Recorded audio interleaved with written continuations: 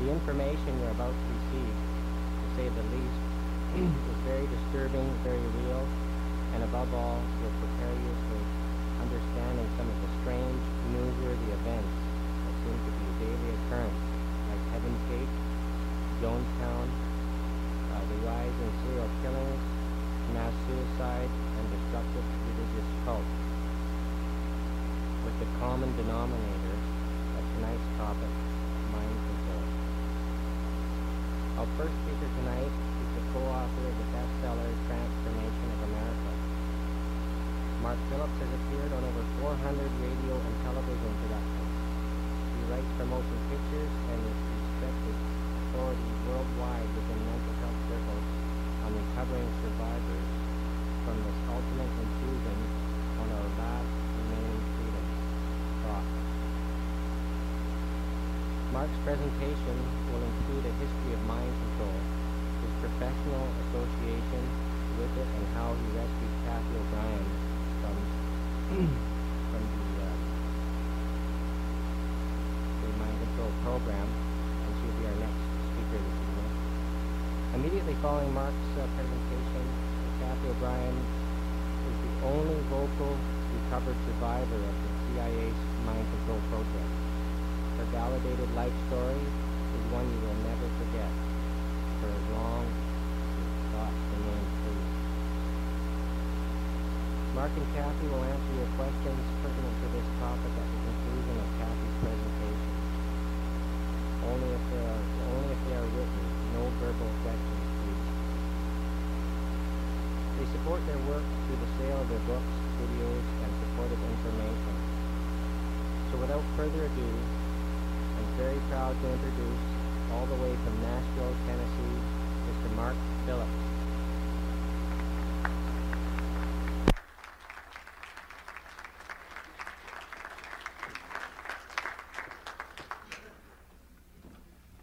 Well, good evening. And I'll get this mic close enough. I've got a bad habit. Hypnotherapists will either bore you to death or make you laugh. But their voices sometimes don't do well on video or audio. Cathy and I have had the luxury of only one thing, and that's meeting free thinkers, good people. All right. That's what I wanted to hear.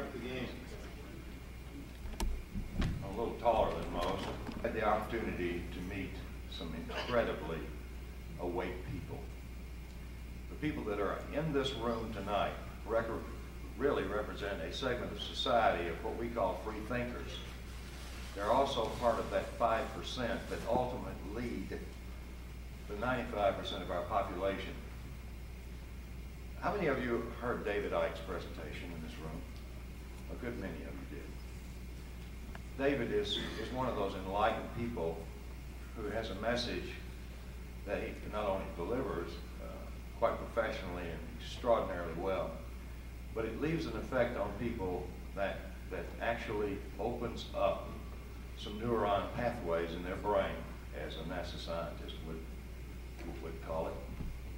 People are becoming more receptive and more discriminating of what they hear and see through the national news medias that are supposedly telling us the truth.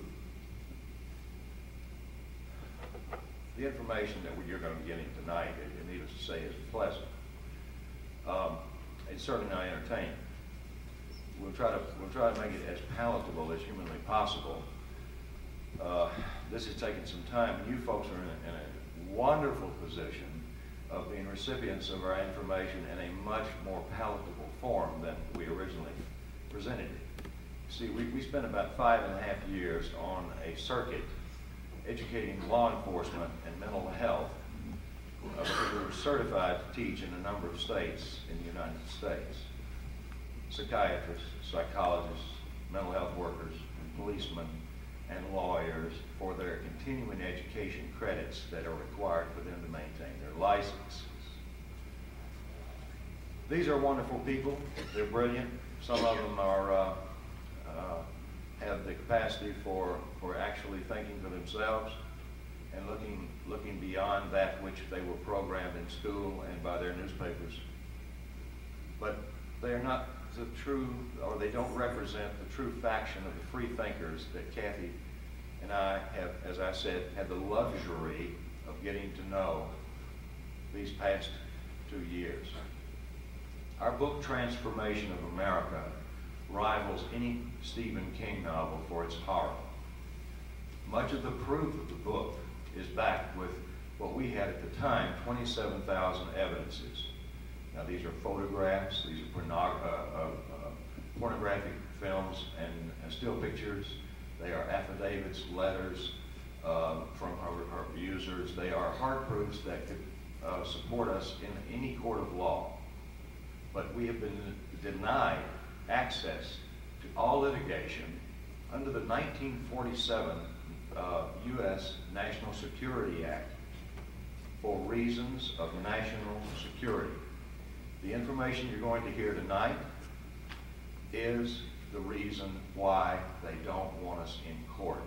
They cannot legally stop us from having this book printed. They can't even sue us for the horrible, slanderous statements that we make about certain individuals.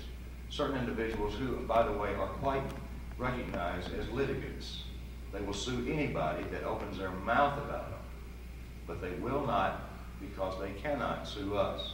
For the same law that protects their criminal activities also protects us from being stopped for reasons of national security. That's the reason we had to form our own publishing company. That's the reason Cathy and I are virtually an army of two. And that's the reason that these appearances that we make are greatly dependent upon people like Wes Mann and the Preferred Network to get the information out to those people who are free thinkers, who will take this information out of here tonight and not take it as the gospel, but instead begun researching what they heard, what you all heard tonight. There are a whole lot of ways to find out more about this topic. And believe it or not, it's not hidden in some archives in Ottawa or in Washington.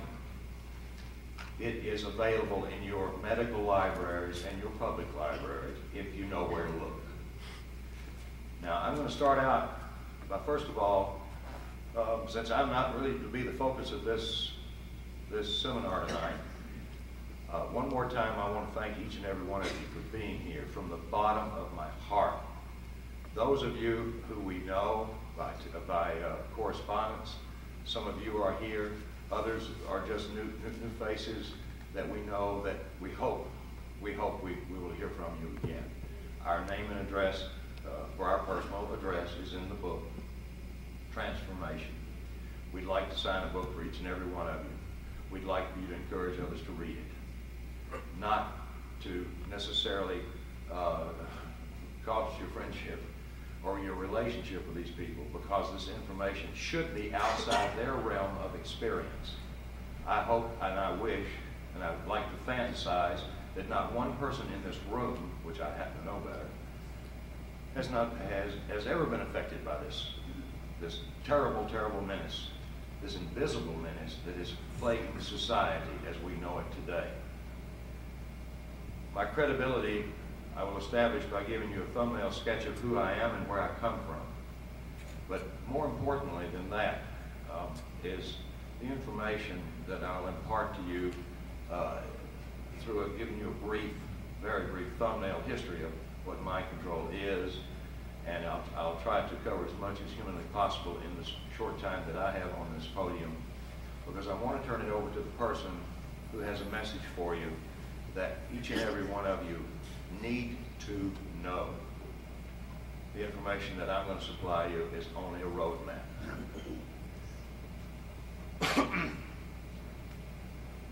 Cathy O'Brien and myself are what you would call whistleblowers. She was not actually employed by any government. I was. I worked for the United States government in the form of a Defense Department subcontractor during the 60s and 70s. That's a long time ago. But by the 60s and the 70s, mind control or external control of the mind through behavioral modification programs and emerging electronics and electronical devices for affecting the mind externally. Very important key, because I'm hoping at the end of Cathy's presentation, somebody in this audience begins to ask questions about, what about chips? I worked in that area. I am privileged with that knowledge. There's a whole lot I don't know. I'm one of the luckiest guys you've ever seen before you and in the history of this town, probably, because of who and what I worked with, and I remained unharmed. I'm also very fortunate that I had a very good life. Nothing compared to the trauma and abuse that Cathy O'Brien and so many others have suffered from. So you're looking at a privileged character. I was born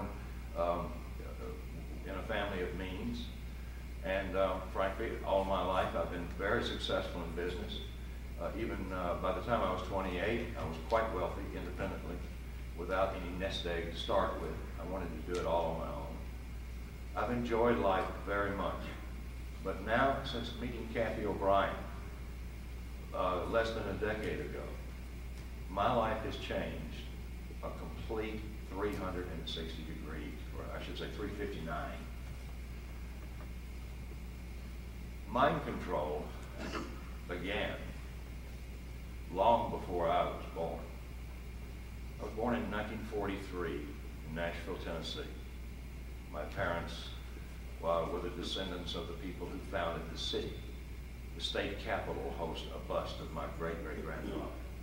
The land in which the prison is built upon there in Nashville was donated by my great-grandfather.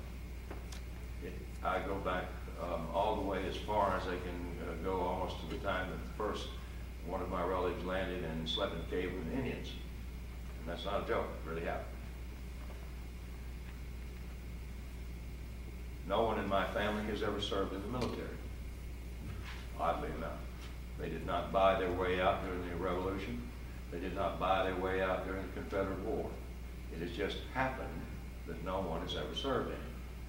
But when the Vietnam War was heating up in the 1960s, I was moving my draft board from state to state because they were drafting by states. And I had some inside information from a friend of mine whose father was a U.S. congressman, where to move it next. Because I thought that, well, this is a conflict and it's just going to go away. And I can continue my education and not be like my two friends who came back, one in a body bag and the other one without a mind. The one that came back without a mind was a brilliant young man who I cared a great deal for. And he did not recognize me. He was not suffering from what is known as post-traumatic stress disorder. He was suffering from something far more sinister. His wounds were not visible. They were internal, in his mind. I made up my mind at that point in time that I was not going to become a victim, and I began to research very quickly on how I could avoid the draft without coming to Canada and disgracing my blue-blooded family. I didn't want to do that particularly, although that was a very strong option because most of my friends had moved to Canada. The ones that had sense, that knew that this war was not one that was winnable.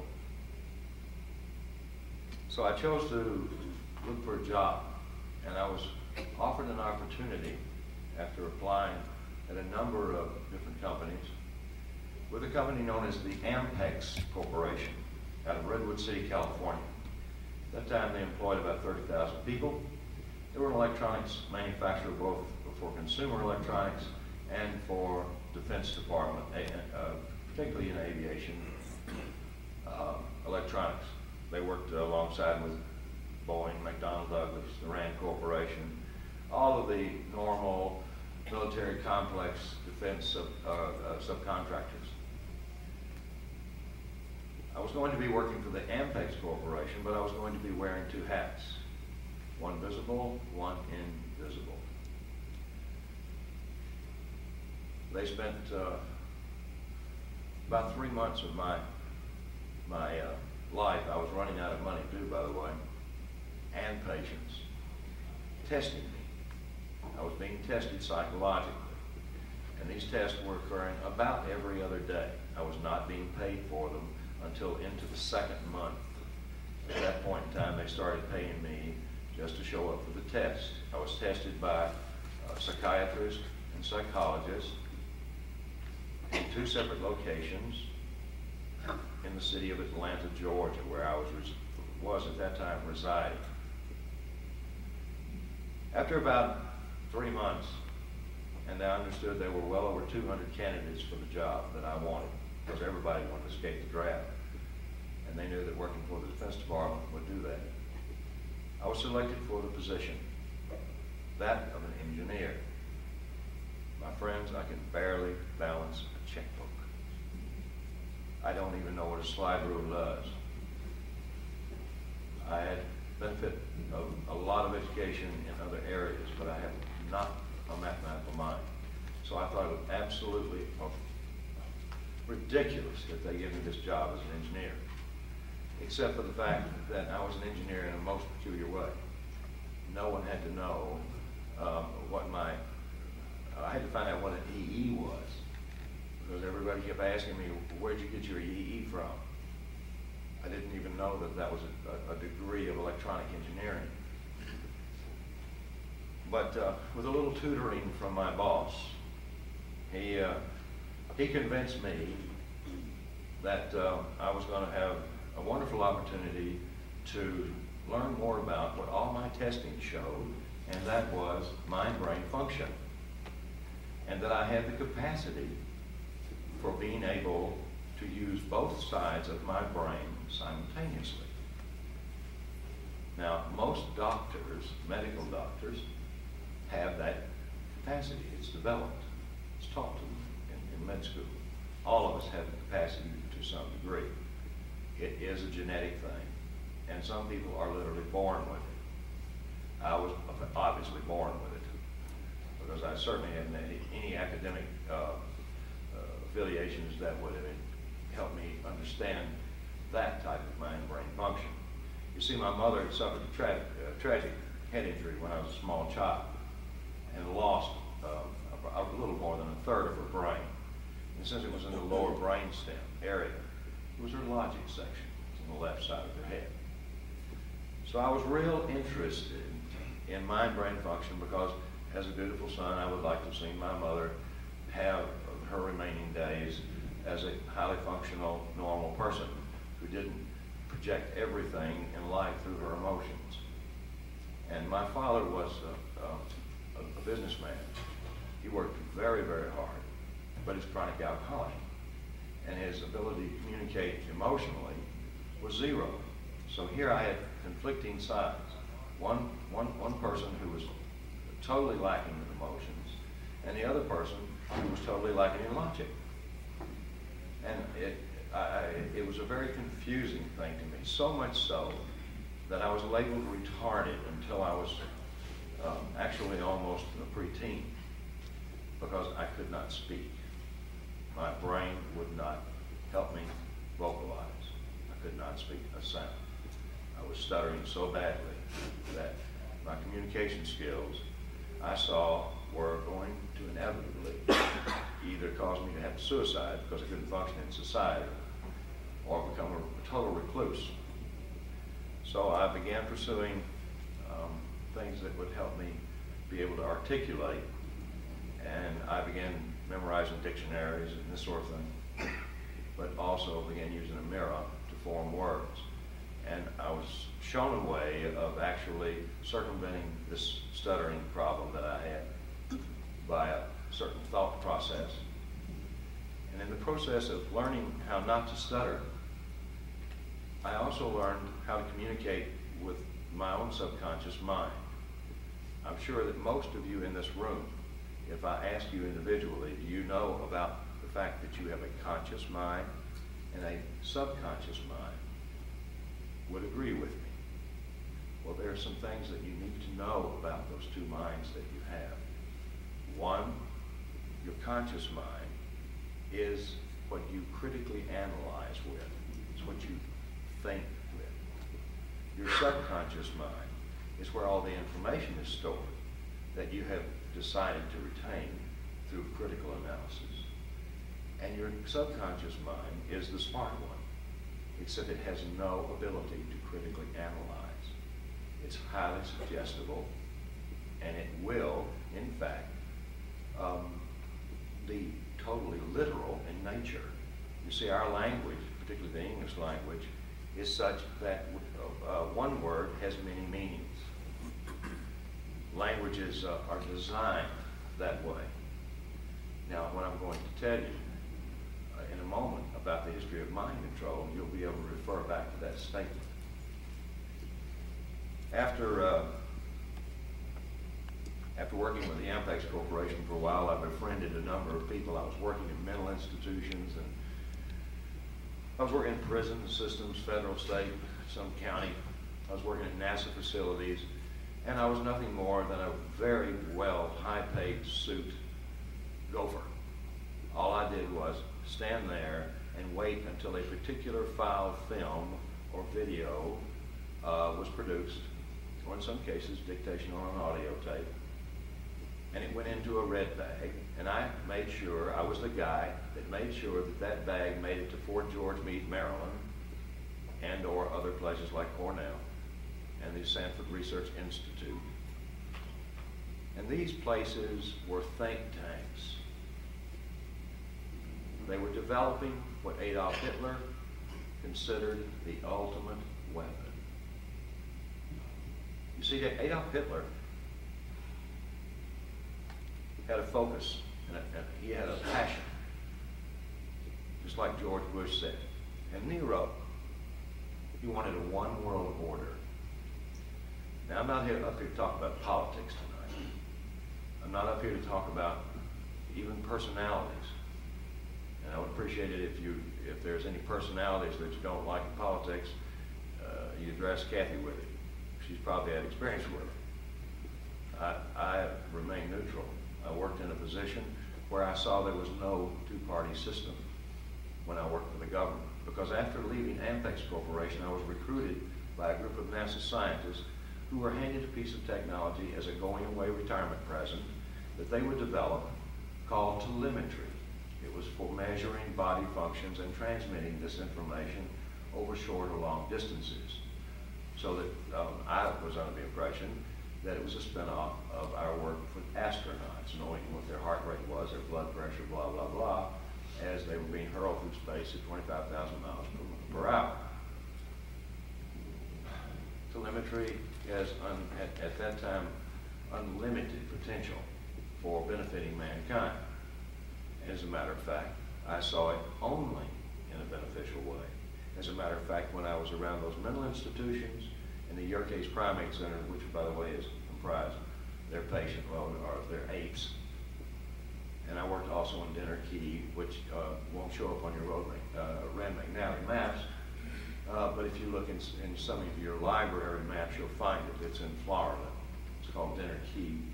It's a military secret installation that has done years and years and years of research on dolphins and some varieties of whales, all under the umbrella of an organizational name called MK Ultra. MK Ultra evolved from a project known as Project Bluebird, which our former president, Harry Truman, warned against. He said, pursuing this science will be the ultimate destruction of our planet through selective breeding and thought. He said, furthermore, the project that began in 1947,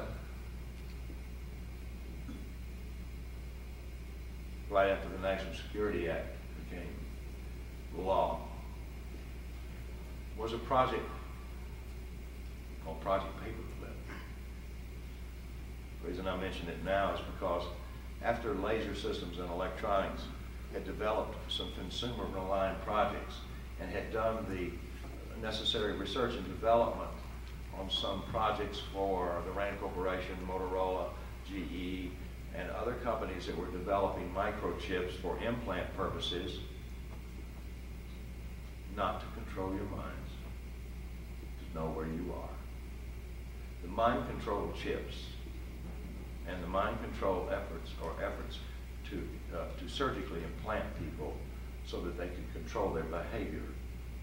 Our Dr. Delgado in the late 60s discovered it was quite impressionable when he did his demonstration, which I have a video. If you write to me, I'll be happy to provide you a copy of it. Dr. Delgado, a Spanish psychiatrist, one that I refer to as a closet Nazi, a fascist scientist who was brought into our country under this Project Paperclip, had gone into a bull ring in Spain, Madrid.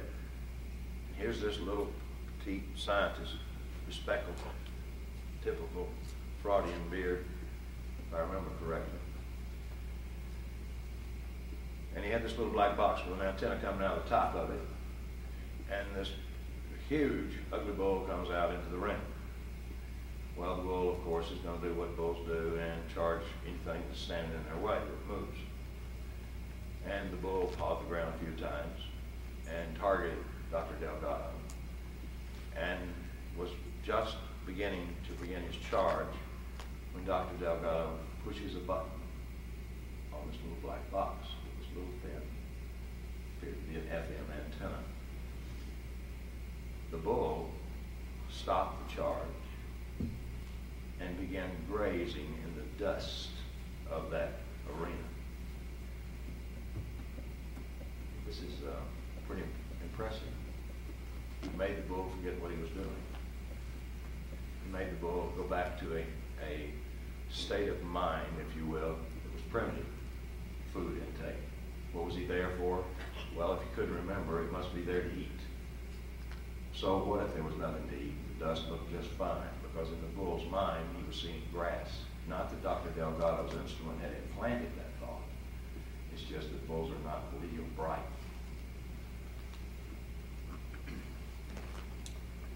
There's a lot of misinformation floating around.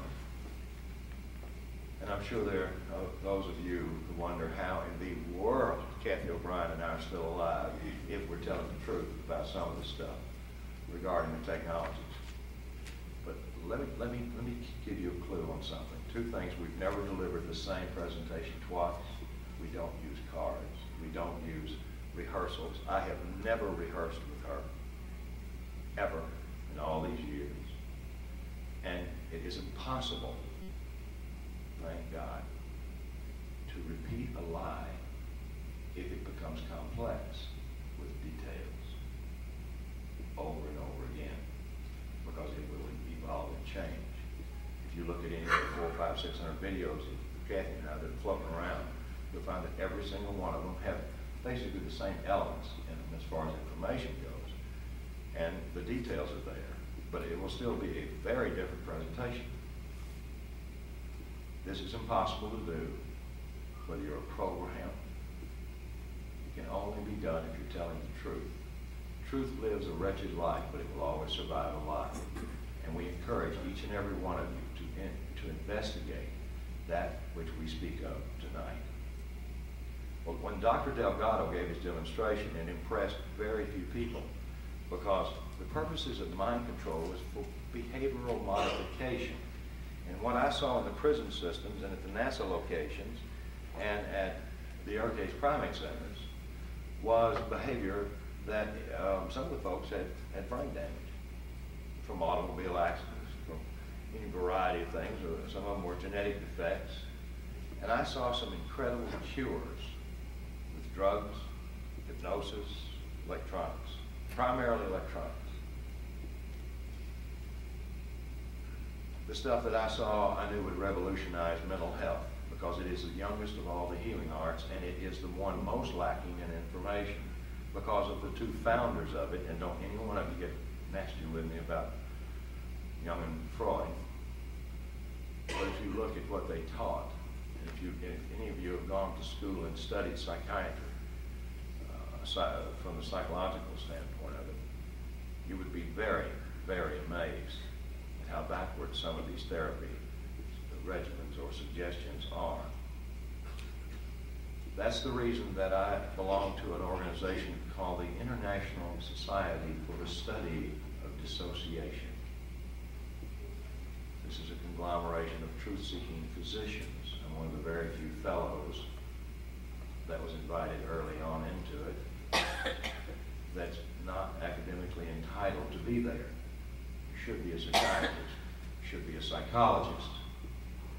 You should be someone who has a base knowledge from which to work from, because they're interested in developing treatment modalities to recover people from what they now know and recognize and call mind control.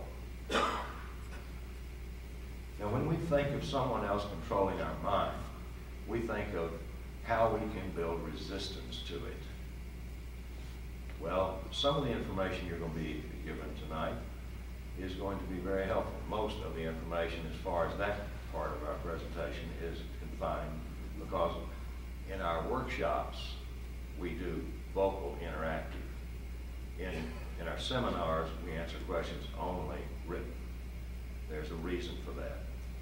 We want everybody to have a chance. In workshops are smaller and they're much more intense. And those persons that attend our workshop tomorrow are people in this audience that want to know a lot more about mind control. They want to know a lot more about recovery, a lot more about protection from it. So tonight we're just going to enlighten you, those of you, with some information that's not only validatable, but unfortunately it is outside mainstream media. Canada is one of the best countries in the world left for uncensored news, and believe me, your news is censored heavily. But it still is the best. I have a satellite system where I live in the southern part of the United States that I focus on Canadian news only. I haven't seen U.S. news in a year. It's hogwash. I know exactly who produces it and why. Many of the top news people, investigators, are on our team. They are telling me what the truth is behind what's being reported. These are people working for UPI, United Press International.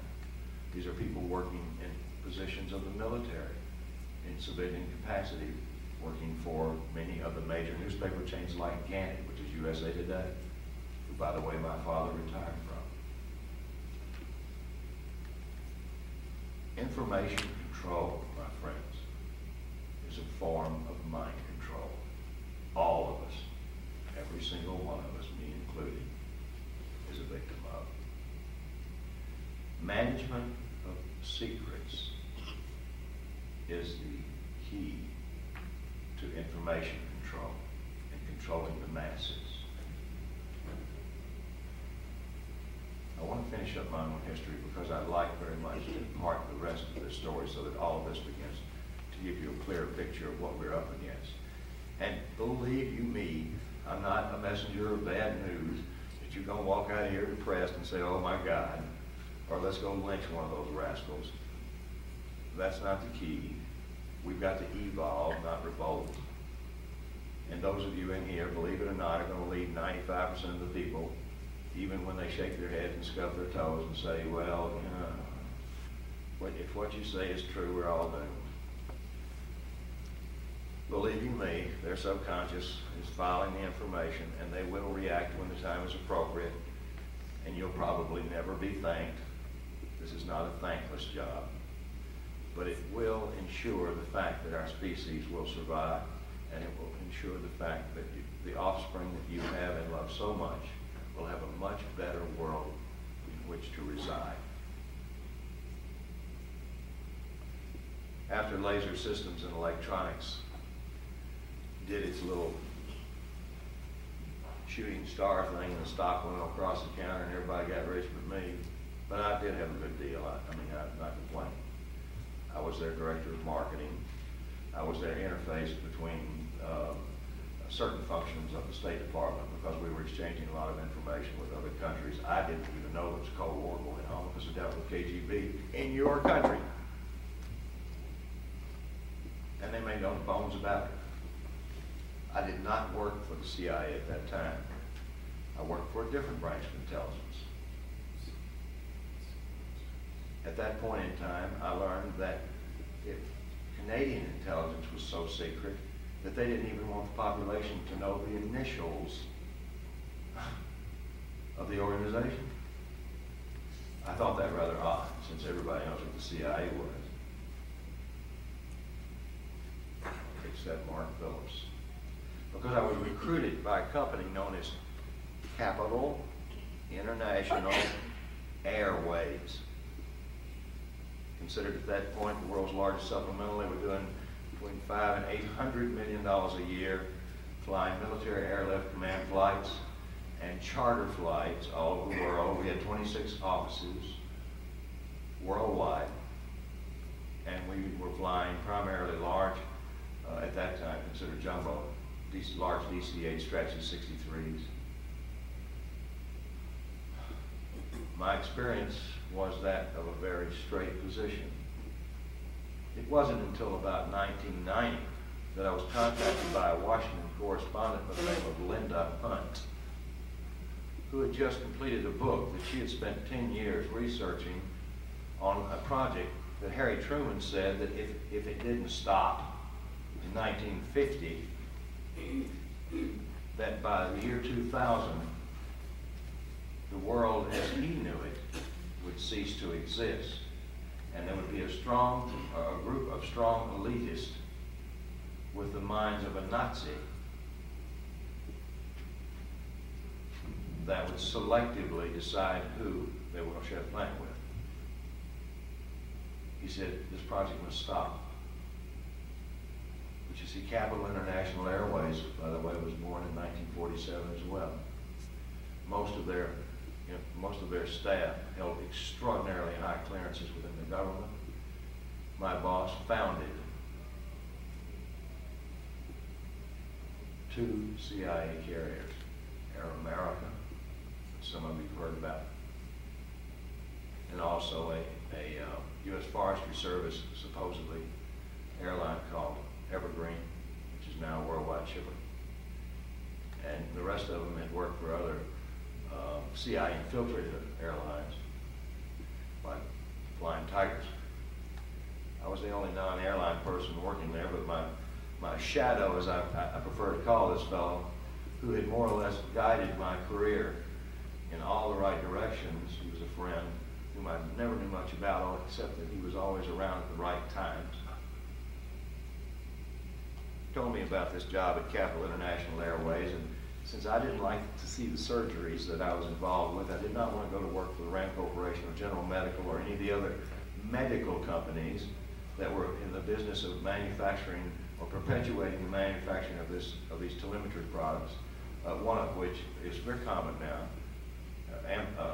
The company called Laser Systems more or less defined the science and invented it for heart monitoring telemetry, so that the patient who had just suffered a heart attack won't be re-traumatized moment to moment psychologically by being strapped in a bed with wires going into his or her chest. The person could walk around and feel good about themselves, and the mind seemed to make the person heal faster. So when I saw all these things, I saw nothing but benevolency. I saw a government that was developing through the finest minds and the finest think tanks on the face of the earth technologies that would inevitably advance mankind's happiness and welfare. I was also acutely aware that this same technology, like David Icke so eloquently says, information is neither good nor bad. It's who uses it for what purpose. I did not see the bad purposes until the very tail end of my career with the community, as they call it. And then I began to see a couple of things that encouraged me to pursue private enterprise, because I found out when I was working for Capital International Airways, my friends, some of them with U.S. Marshals, some of them with Treasury Department, a lot of them had gone to various departments of the government, came to me and said, Mark, you work at the CIA. I said, I'm working for Capital International Airways. I'm sure they, like everybody else, is doing something for the CIA. Everybody does. He said, no, you are working for the CIA. I strongly recommend you get away from it. So I did. I went to Alaska with the president. The capital was sold after 51 years of operation. That was sold to a group of Saudi Arabians. And I went to work with a Russian fellow by the name of George Kamatz. And we formed an airline in Alaska, and we flew over Wien Air Alaska's routes. And unbeknownst to me, we were literally responsible for destroying the natives up on the North Slope so that the United States government, working in tandem with the oil companies, could steal their birthright, their natural resources right out under their feet by literally poisoning them through everything from vaccinations with tuberculosis to the introduction of drugs and alcohol. You could buy cocaine on the North Slope cheaper than you could on the streets of Colombia. I was unaware that this activity was actually being conducted with the airline in which I was a vice president. I was in charge of sales and marketing, travel and tourism. I was named by Donna Tuttle, who during the 70s was the undersecretary of travel and tourism, as an ambassador worldwide. It gave me enormous contacts within the State Department. It gave me enormous latitude to name my ticket, whatever I wanted to do. I liked the travel and tourism business, and I enjoyed writing subliminal ads. I liked the idea of slicking folks into doing things that were fun for themselves and helping them deal with stress. I didn't feel like that by writing subliminal advertising and conveying a message to people's subconscious to do things that they wouldn't normally do, that would be healthy for them, or there was anything wrong with it. The only thing wrong with it was that the people didn't know what I was doing. I was blindsided to it. I wish now everybody knew about subliminal advertising. Some of you all in here are looking into it. There's very little printed about it. The whole technique is quite simple. And tomorrow we'll be getting into a number of areas in which I'll show you how to see it. And when you see an advertisement, you'll see it in a whole new light. And it's almost fun. Almost. My tenure with Capital International Airways leading into Great Northern Airlines led me to believe that the only way I was going to get away from the company was to go into business for myself. So I did. Got into the antique trading business. I got into hat manufacturing business. Matter of fact, I lived in your country for a short period of time in Calgary, Alberta. I also stayed up in Yellowknife for a while with a few old retired spooks that I know. Spooks or people from intelligence. I found this country to be absolutely delightful.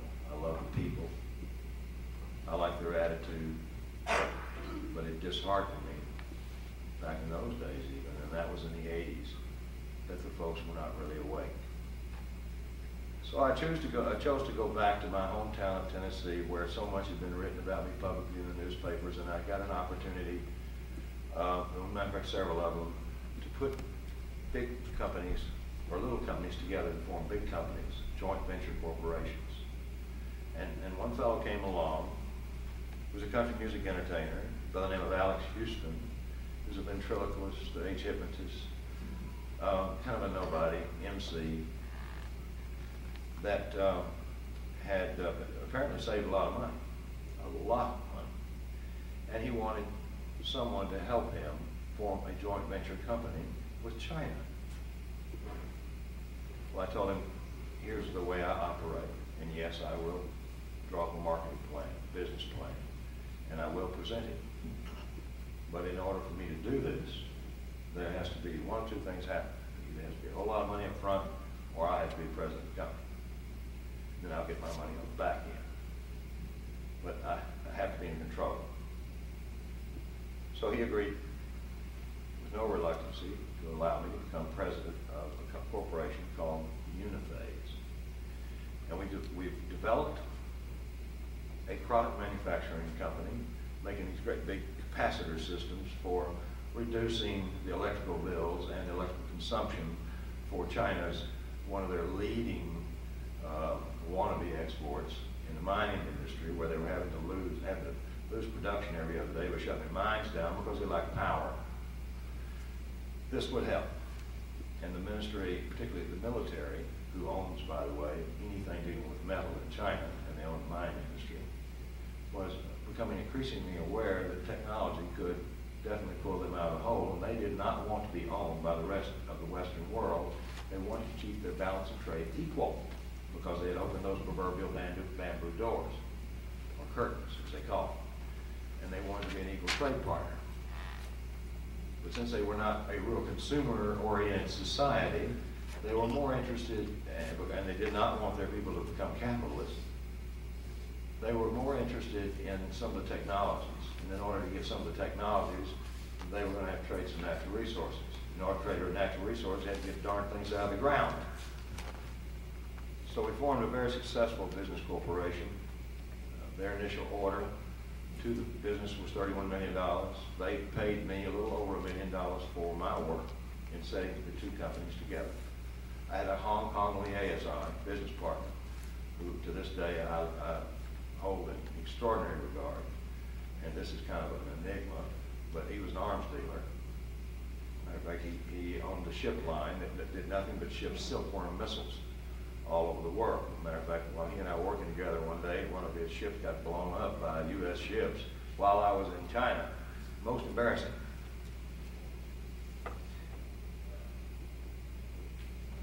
But the Chinese were very concerned about a partner I had named Alex Houston, the fellow that introduced me to the whole concept and the fellow that was my silent partner in Tennessee. They showed me a file on myself depicting my entire relationship with the intelligence community, even personal data about me when I was in grade school. And in my entire life, they had in written form. Most of it was translated in English. And I saw some original documents in there, and I've said that on television, and I'll say it, and I've said it before Congress. And I'm very disturbed. There was a breach of national security. Because what was the communist country doing with my file? I thought I was being set up. That was not to be the case. They were more interested in telling me about a fellow by the name of Alex Houston, my partner, because he was involved in drug trafficking, child and adult prostitution, which is punishable by death in China, pornography, which is also punishable by death in China. And he was also involved in drug money and drug laundering, drug distribution, and the biggest kicker was it was of the White House. Well, this would be just about like me trying to convince you all that I landed in a flying saucer before I came in here. And if you all do believe that, we need to talk later.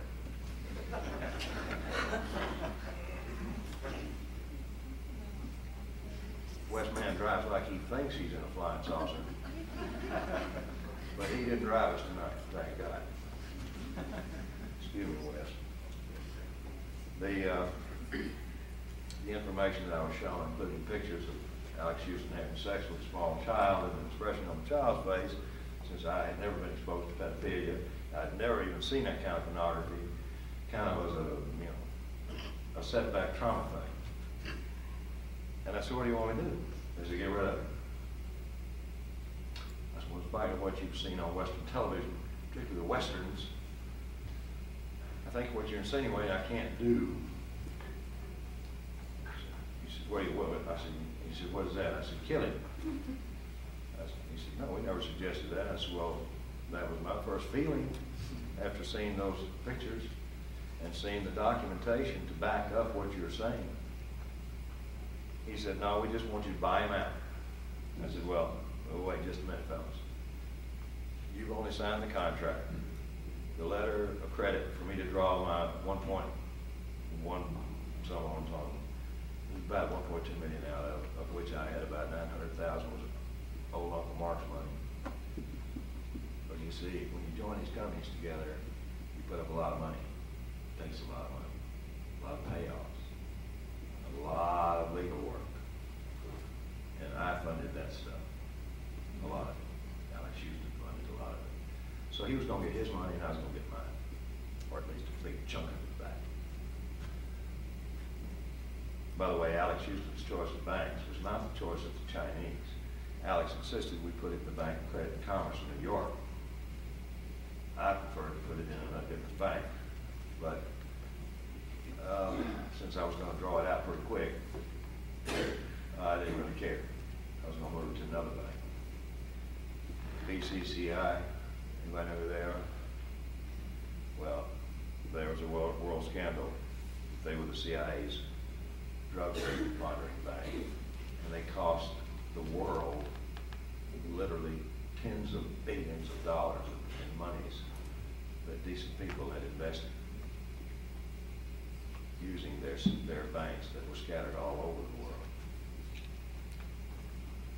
Well, I determined that I needed to get Cathy O'Brien and her, at that time, 8-year-old daughter out of the grasp of this character after I had researched with some of my friends in the intelligence community. Most are retired. And some military people that were retired, holding the rank as high as general.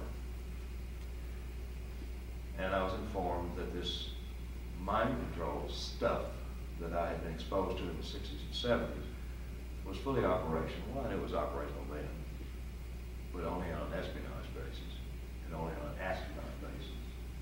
They said it's fully operational and it is crawling through the private sector because of the CIA's alliances with the mafia, the mob, as my friends call it.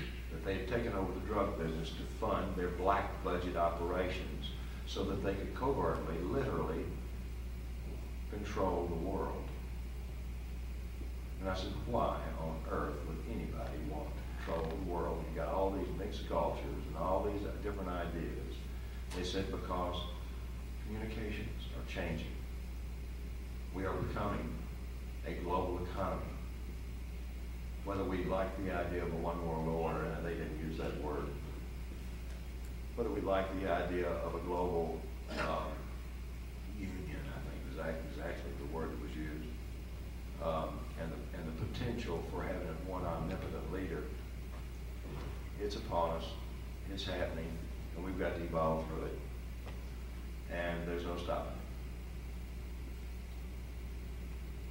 it. Adolf Hitler was researching what I would see when in 1988, February the 8th, 1988, I rescued Cathy O'Brien and her 8-year-old daughter from this invisible grip of the CIA. Through my associations and through fortunately having some money that the feds hadn't found, and they took 95% of what I had. And through some extraordinary support, because this is a psychological thing. They, my friends, some known and unknown to me, guided Cathy and I to the safety and serenity of the wilds of Alaska, where I spent 9 months working with her, being hand-fed a therapy method that would enable me to help her recover from the most horrific abuse that I didn't know human beings could withstand that much abuse. But Adolf Hitler did, because in the 1930s, he decided he was not going to dedicate the dwindling resources of Germany to developing a weapon of mass destruction known as the atom bomb. He was much more interested in being able to control the minds of the masses. And in order to control the minds of the masses and have one person leading all of it, he envisioned himself as the puppet master. So he assigned Goebbels to be his what we call spin doctors today. He used propagandists to convey messages of all is well with the world. We're the richest nation on earth. We're the smartest people on earth. Blah, blah, blah, blah, blah, blah, blah. He even used music. He used everything. Goebel was a genius. Did a fantastic job of manipulating the minds of the masses. And the churches, oh boy, the church leaders just lined up to support Hitler. They just thought this is wonderful. We've seen the same thing with some leadership in Canada that was corrupt. We've seen the same thing happen in other countries, in my country particularly, with people like George Bush and many others.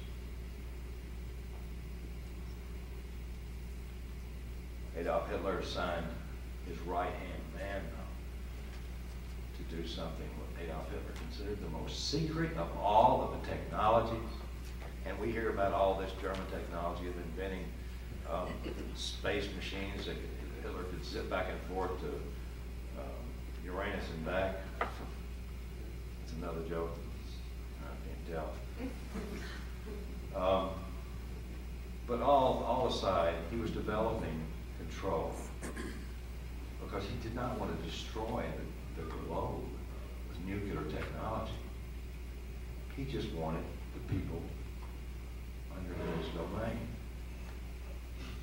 So he assigned Heinrich Himmler to research the background and the families of what were then and now known as multi-generational abuse families, particularly the ones involved in occultic religions. Now, occultic has a very different meaning to a lot of people. It also means things unknown to science.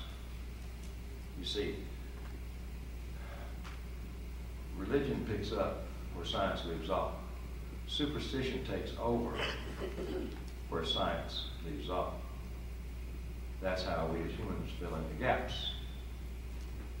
Well, Heinrich Himmler began to discover some things that were perhaps the most exciting discoveries that he could ever even begin to imagine to take back to his boss, Adolf. He found that some of the children of these multi-generationally abused families, where the fathers were sexually and psychologically and physically abusing these children ritually, using blood ritual traumas. Some call it Satanism. There were a whole variety of what I call non-benevolent religions floating around in Northern Europe at the time. But many of them incorporated the same elements, like blood traumas, like sexual abuse from birth, like near death on a fairly regular basis, and by using certain language techniques in which to control these individuals, so that not only did they not have a memory of the abuse, but they developed what is now called the Stockholm Syndrome. They loved their abusers. Remember Patty Hearst? Poor Patty Hearst goes to jail for robbing a bank after she was kidnapped. And people were wondering, how could this happen? She developed what's called Stockholm Syndrome. She was locked in the closet, hardly abused, until she finally began to sympathize with her abusers and became one of them. It's a type of brainwashing. If you think Patty Hearst is simple-minded, you're sadly mistaken. She's not a genius, just an average person. But she was brainwashed. Any of us can be brainwashed if we don't know the components of it. But that's ancient technology. So ancient, in fact, that Heinrich Himmler told Hitler, he said, this technology is so old that most of the Northern Europeans refined it at the turn of the century when the pyramids were being excavated, because in the Egyptian Book of the Dead, it gives a complete formula for external control of the mind. And you all can buy a copy of the Egyptian Book of the Dead. Most any major city has them. All libraries have them. The formula for external control, absolute robotic control of the mind is written in that text. Adolf Hitler, he said, okay, goal's taking care of lulling the populace to sleep, making them think that everything's cool, no problems, that we're not anything except doing exactly what they want us to do. And everything that we do militarily, they'll think it's their idea, that they're protecting us. And he proceeded then to say, some of these children that were considered chosen ones of these families that had been so horribly abused had developed some extraordinary physical and psychological abilities. They had photographic memories. Photographic memories. Something we all would love to have. They had 44 times, in most cases, visual acuity improvement. That's practically like having eyes in the back of your head. So Hitler thought, wow, special forces. I can use this, I can have the most elite fighting force on earth. But more than anything else, these people could be given suggestions, or sometimes called as programs, under the influence of hypnosis and certain drug compounds.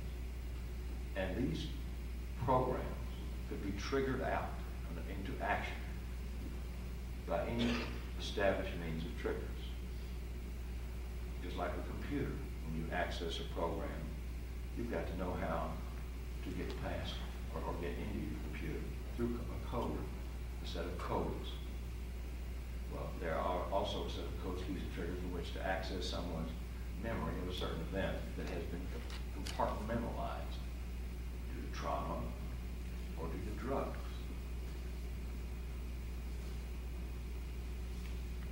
Adolf Hitler was a very brilliant sociopath.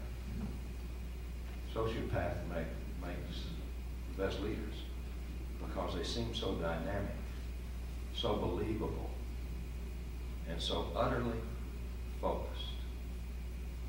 But what you see is not what you're getting. And so it is with society today. MK Ultra evolved, and I always said, you know, Germany didn't lose war. They just moved the guys that were organizing it over the United States and Canada. Had it not been for one brave individual in Canada who had the political clout to go up against the United States government, most of what I'm going to be telling you and most of what we have in those packets back there as far as Freedom of Information Act documentation would not exist. Because in 1976, a Senator Frank Church from the United States, began investigating the CIA's abuses of certain individuals based on reports he was getting from a politician in Canada about a particular hospital by a particular fellow by the name of Ewing Cameron, who unfortunately was the founder of the American Psychiatric Association, who was a CIA officer and an operative and working for the government. Whether he was working for your government is still a matter of contention, but he was working for the CIA. This man was literally torturing people who walked through the front door of a facility, mental health facility in Montreal, who hadn't been preconditioned at birth, who were coming in there for things like simple depression or some sort of chemical imbalance in their brain, normal stuff for you to go see a psychiatrist for and be treated, and they were coming out as vegetables, or people severely damaged as far as their ability to project who they were. They were suffering from dissociative disorders. In other words, amnestic blocks. Well, the whole thing was brought to task, and in 1977, the 95th U.S. Congress met, and the CIA, in typical fashion, never admitted any wrongdoing, but did finally offer some pittance of compensation to the families and some of the survivors of these hideous experiments done in Canada. The Central Intelligence Agency at that time was well out of control because they were threatened in the early 60s by a president. That president was immediately assassinated. His name was John Kennedy.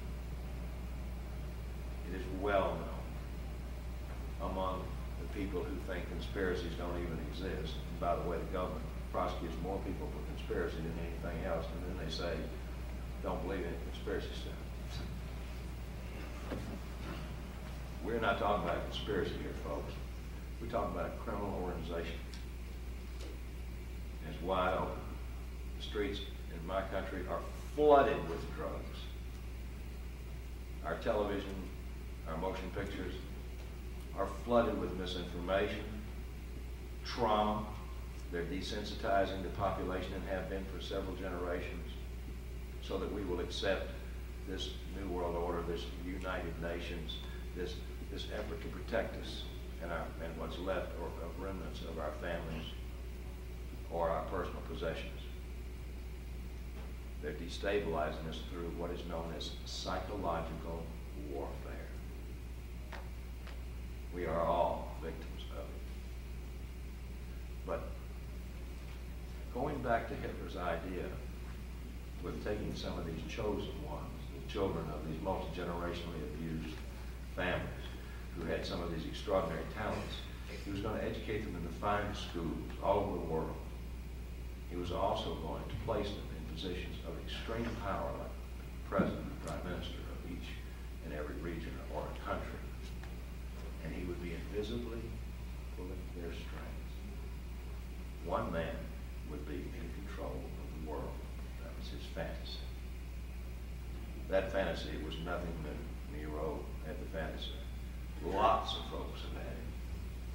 And thank goodness at the very end, something dreadful happens and the whole thing goes. But all the good people, they got caught up in while this evil was being perpetuated, right under the noses of good people like you and me and everybody else. We don't see anything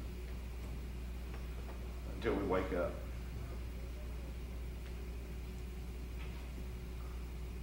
Has reached proportions where there are actually people in positions of authority that are beginning to do something. The rich folks are getting burned. They're getting mad. When the rich folks like the DuPonts get mad, this is good. This is good. When whistleblowers working for the government find that they actually do have a spine,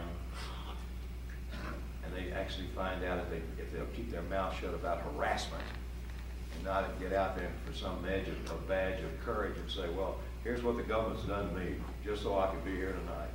If anybody gets up in front of you all and tells you that, you're probably getting a lot of misinformation, or you're getting somebody with a tremendous ego, or you're getting somebody who works for the government, most likely. Because if you are a whistleblower, the first lesson you know is keep your mouth shut only about arrests. Because if it don't work, they don't do it. And it doesn't work unless the people perpetuate it by intimidating other people so they won't become whistleblowers. I'm going to tell you quite honestly that we don't have any problems.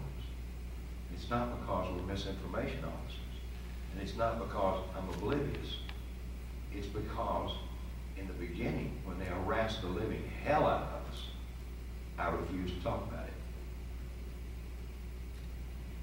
Some whistleblowers say they can't stand it anymore, so they wind up in prisons to destroy their own credibility. There's a lot of very honest people with a lot of integrity who are locked up on bogus charges or sometimes deliberate criminal acts just so they can have the safety of having their credibility destroyed. because they think they can blow the whistle from the inside. People don't believe them. I have a hard time believing anybody in prison. I have a real hard time. Because I know ways of keeping out of the joint and actually getting information into the people's heads without getting myself killed. Cathy O'Brien and I have been doing this for long enough to where now the bad guys' window of opportunity is pretty much closed. If I die natural causes, there's not very many people in this room would believe it. There's not very many people in the United States that you could even begin to convince. I have received not death threats from the bad guys. I have received demands that I quit riding my motorcycles, that I quit fooling around with experimental aircraft, and I stopped smoking immediately. They're actually worried about my health. I think that's so considerate. Since what they did to Cathy O'Brien and her daughter, who is literally a political prisoner, goes beyond the imagination of even that of Adolf Hitler. Child abuse is rampant around the world. Rampant. If I ask, which I would of course do, but if I ask the people to raise their hands in this audience that were abused sexually as a child by an adult, the numbers would scare the living heck out of those that weren't. And a lot of the people that don't hold up their hands didn't even know it was sexual abuse. They thought it was affection. And so they wouldn't even identify it that way. The point is, sexual abuse in itself has a profound effect on human psyche. But when you destroy one's ego or their perception of themselves, who they are, you have stripped them of their free will, their ability to critically analyze, or that part of their brain that helps them make rational, logical decisions is literally put on hold. No, I do not harbor the belief that these characters, creeps, whatever you want to call them, are stealing your soul. As a matter of fact, soul literally takes flight, as I perceive it, and as most theologians perceive it. It actually takes flight from the body when the body is being just literally desecrated. I didn't find that Cathy O'Brien's soul had been touched. And believe you me, after working with all of these clients who've been abused by various military operations, these are legitimate survivors who are institutionalized in mental hospitals all over the world where we travel. And when I interface with them and work with them and train the doctors on really what not to do, like, how does that make you feel?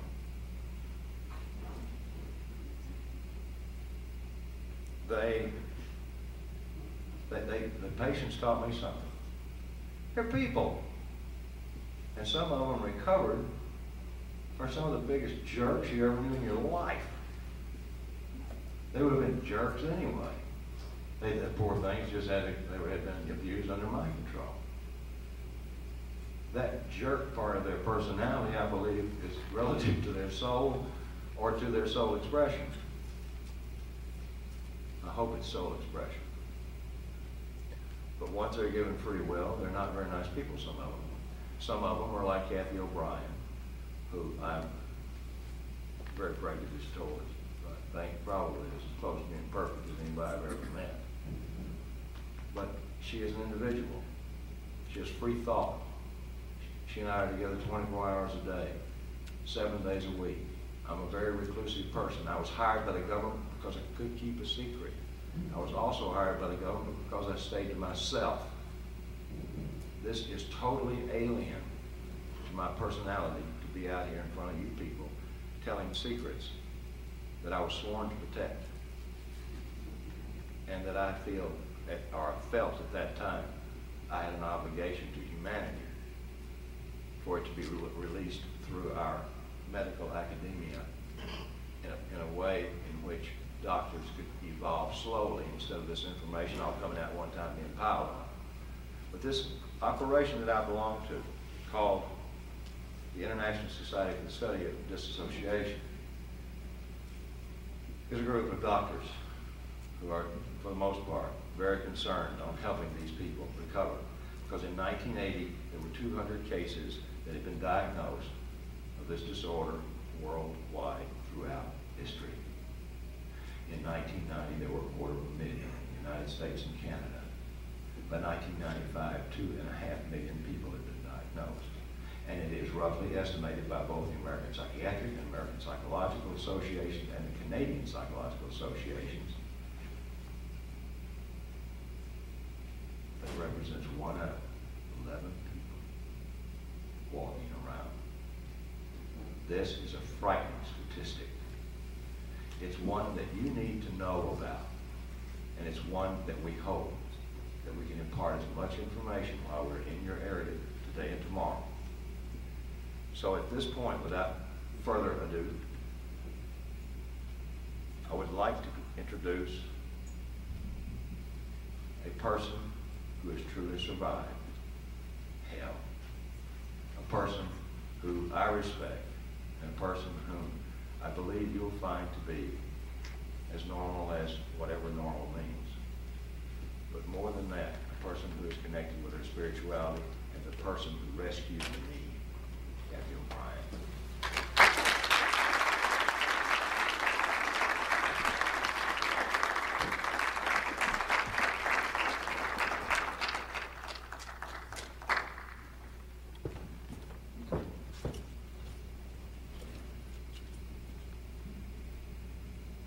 I want to thank each and every one of you for coming out here tonight to arm yourselves with knowledge about a tool, a little known invisible tool that is being covertly used to usher in what Adolf Hitler and George Bush termed New World Order, and that's mind control. I want to thank Wes Mann for bringing Mark and I out here to give us this opportunity to enlighten all of you to this information that's been suppressed for far too long. The information on mind control is truth that you have a right to know and a need to know. Because knowledge is our only defense against mind control. These criminals that are in control of our country and in control of our world operate on the philosophy that secret knowledge equals power. By telling their secrets, their power is eroding. I know that I'm extremely fortunate to have survived my MK Ultra mind control victimization. To reach this point in telling what I witnessed behind the scenes of this New World Order effort. As a White House, Pentagon level, CIA mind controlled slave, I was totally robotic. I had no capacity for free thought. I had no conscious awareness whatsoever and was actually functioning on a subconscious level. And on a subconscious level, the subconscious mind has no ability to reason, to question, or to comprehend. The subconscious mind just readily accepts information. And I was totally robotic, forced to carry out criminal covert operations that were absolutely, totally against my will. But under mind control, I learned that without free thought, there's no free will. And without that God-given free will, there's no soul expression. It wasn't until Mark rescued my daughter Kelly and I in 1988. And I went through his expert and loving deprogramming process and regained control of my mind and my memories once again, that I was able to remember all those secrets that I was supposed to forget. Our good friend David Icke wisely stated that knowledge is neither good nor bad. It's who has control of the information that makes the difference. And the information on mind control can be used for good because what they know about how our brains work, how the mind-brain function actually occurs, and what all the components of our thinking processes are.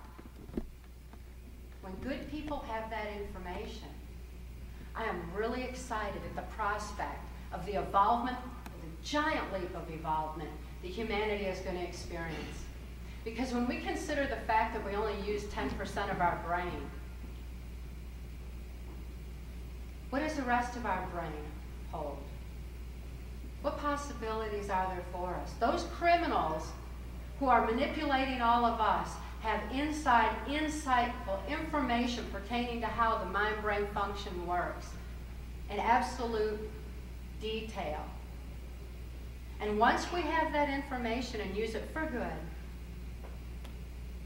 I don't think we're going to even need doctors anymore. The healing capacities of the brain, the power of the mind is so strong that the possibilities are very exciting for what can happen for all of us once we have this information. But so far, this information has been suppressed from all of us. It's been suppressed through the mental health communities. It's been suppressed by the government. The government I'm referring to are the New World Order elite, those who are hell-bent on world domination through mind control of the masses.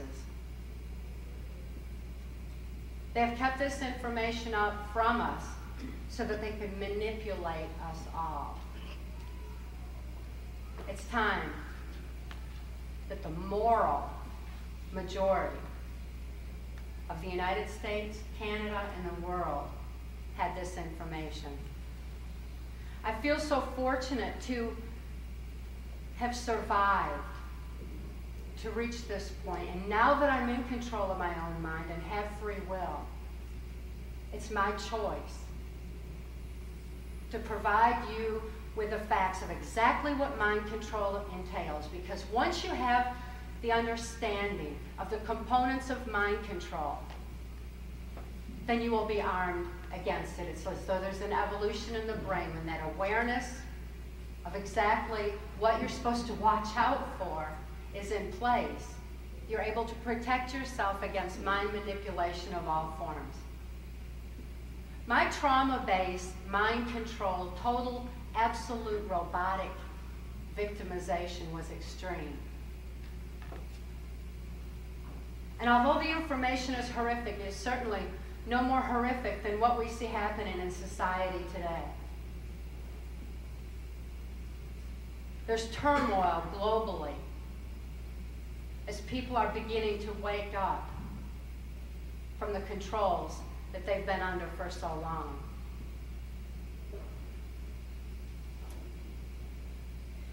The details in our book, Transformation of America, have been provided so that you can have the details and the information that you have a right to know.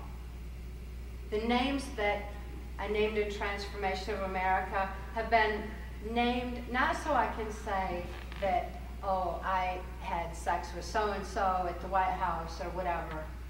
That's not the point. The point is giving you the names so that you know who these criminals are, so that we can all be far more effective in our ongoing effort to take back our respective countries and to take back our world. There certainly wasn't any glamour to my White House Pentagon level victimization. I missed the glamour part. The trauma-based mind control that I was exposed to did not allow for any of that. Yet the information is provided, and the details that are in there are in themselves evidence. Because the details provide you with insight into mind control and insight to this new world order mechanism that's controlling us all. I'd like to provide an understanding of mind control tonight predicated on my experience. Even though my experience was extreme, there's certainly a sliding scale to mind control that will apply to everyone from all walks of life. From the kind of mind manipulation that we get through our controlled medias, to the mind control, the low-level mind control that's going on with backwoods witchcraft that's proliferating, the Satanism, occultism that's proliferating worldwide. Military, intelligence, paramilitary, mercenary type operations, special forces operations, all the way to kind that's using espionage and the kind that I was exposed to as a CIA mind control slave. I was born in 1957 in Muskegon, Michigan, to a multi-generational incest-based family. My father had been sexually abused as a child, my mother had been sexually abused as a child, and they were sexually abusing me. The fact that I had been so horribly abused as far back as I can remember, and I have heard my father often brag that he was substituting his penis for my mother's nipple while I was still an infant, which confused my sexuality and put it into an area of my brain that was akin to survival. It was like breathing and eating to me. And even though I couldn't comprehend that what my father was doing was morally wrong, I experienced the pain and the suffocation of his abuse just the same. As a result, I suffered from what's known today as dissociative identity disorder. Dissociative identity disorder was formerly termed multiple personality disorder, but I'm so glad they changed the name because that is not an accurate description of what dissociative identity disorder is. I didn't have multiple personalities. In fact, I had less than one, because the personality that I would have developed was absolutely shattered before I had a chance to become myself. Dissociative identity disorder is professionally defined as the mind's sane defense to trauma too horrible to comprehend. It's termed the mind's sane defense because what actually happens is there's a compartmentalization of memory that occurs within the brain, where the neuron pathways actually physically shut down and compartmentalize in a little area of the brain memory of that traumatic event, so that the rest of the mind can function normally as though nothing had happened. This is what makes dissociative identity disorder difficult to identify and makes mind control difficult to see. It's an invisible menace that's been unleashed on our society by a handful of criminals, just a small handful. And it's inexcusable that good people allow this small handful of criminals to continue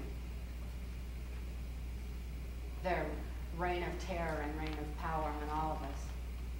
This criminal faction of government, this criminal faction in control of the U.S. government, was very much interested in targeting children like myself who suffered from dissociative identity disorder for absolute mind control, because they considered that this compartmentalization of memory would be ideal for compartmentalizing government secrets. And behind these amnesic barriers of this compartmentalized memory is a photographic memory, because it's a natural process and a natural function of the brain to photographically record events surrounding trauma. Therefore, they knew that behind the amnesic barriers, messages, certain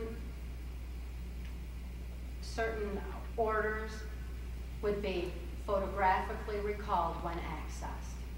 Additionally, when a person suffers from dissociative identity disorder, they develop 44 times visual acuity. 44 times visual acuity is what often creates that wide-eyed look of people that have been so horribly traumatized.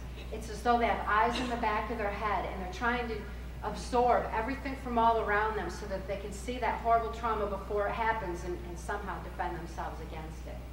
This 44 times visual acuity means that they can see 44 times better than the average person.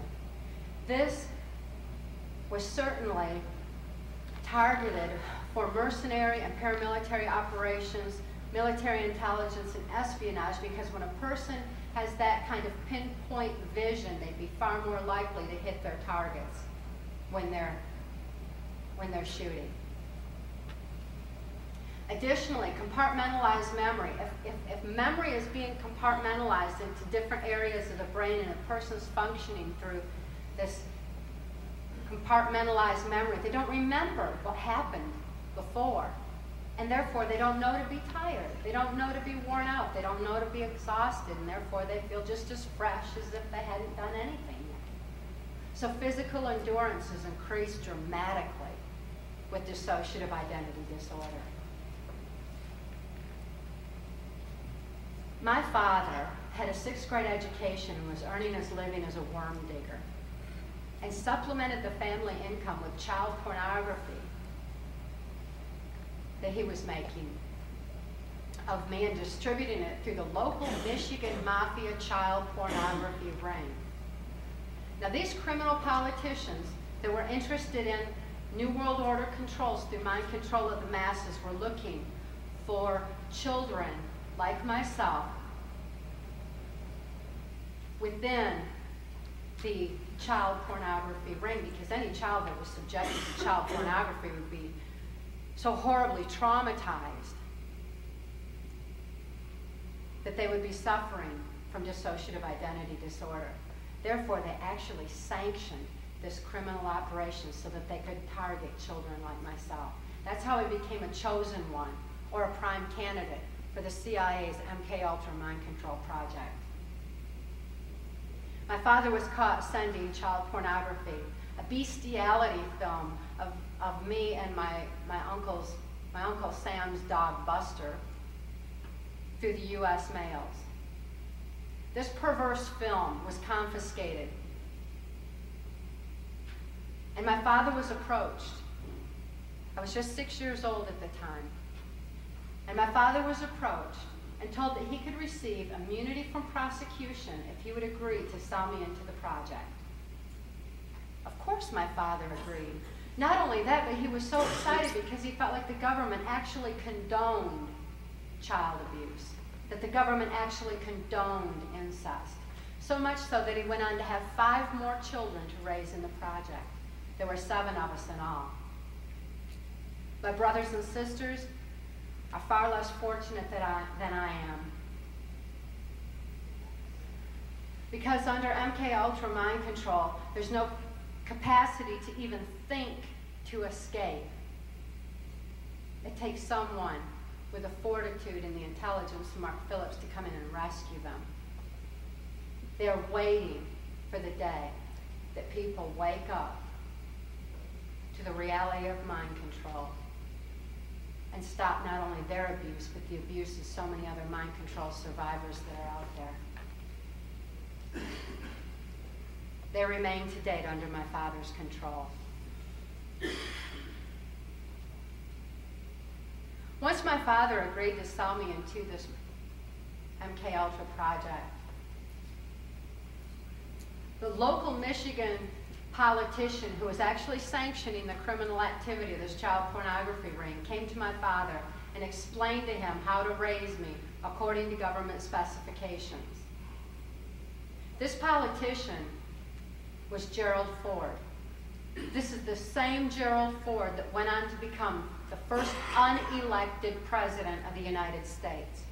This is the same Gerald Ford that headed the Warren Commission that covered up the assassination of John F. Kennedy.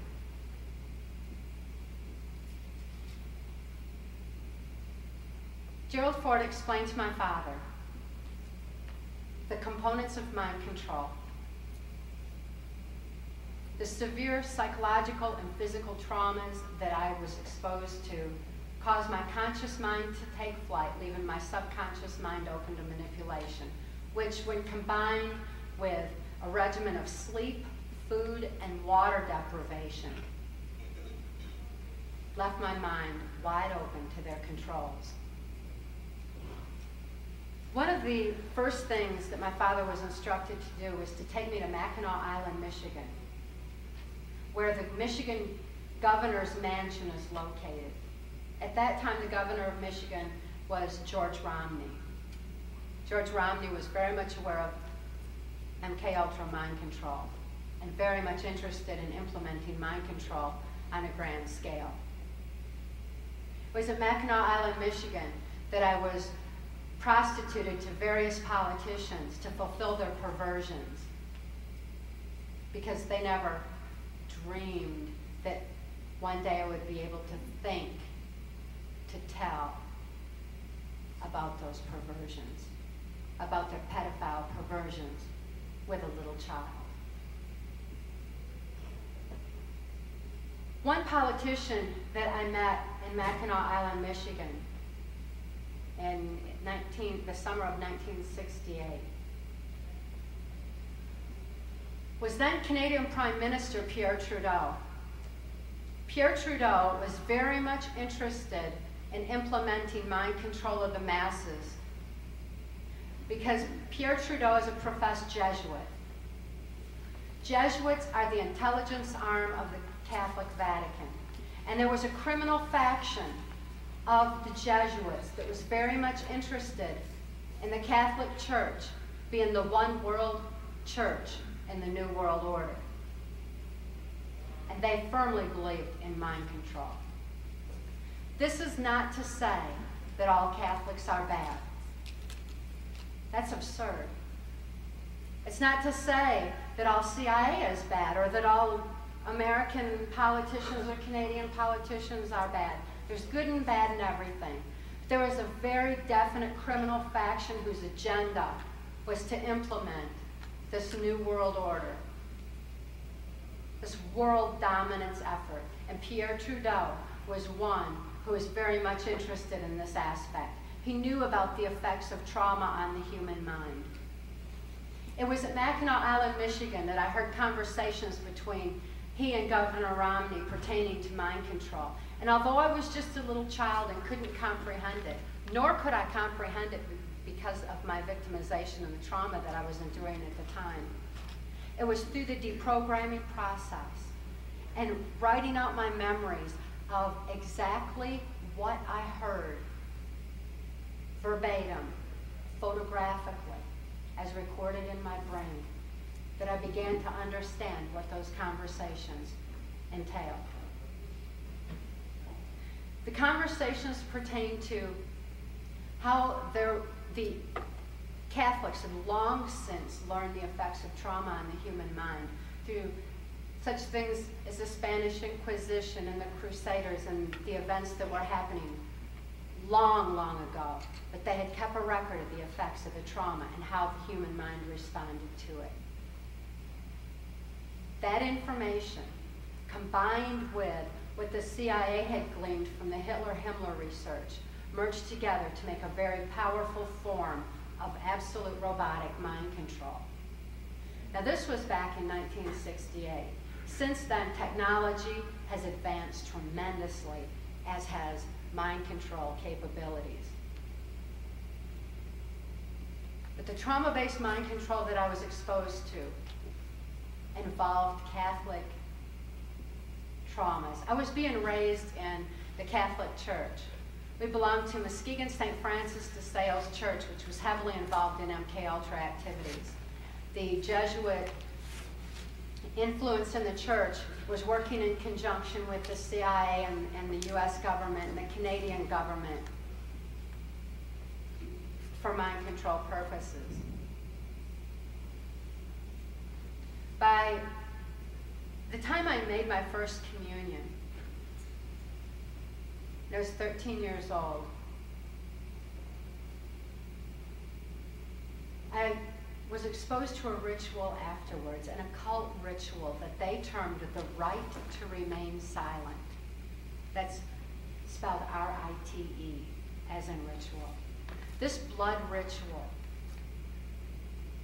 that I endured was so horrific So absolutely mind-blowing that my conscious mind took flight and my subconscious mind was wide open to manipulation.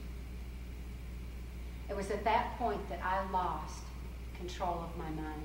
Up until that point, I had that switching mechanism in my brain where the various compartments would actually open up as needed to be able to withstand the traumas that I was being exposed to. For example,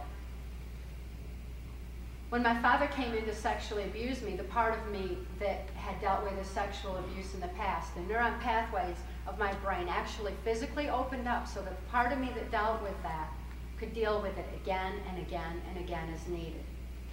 If I was exposed to child pornography, the part of my brain that knew how to deal with that child pornography would actually open up to deal with it again and again as needed.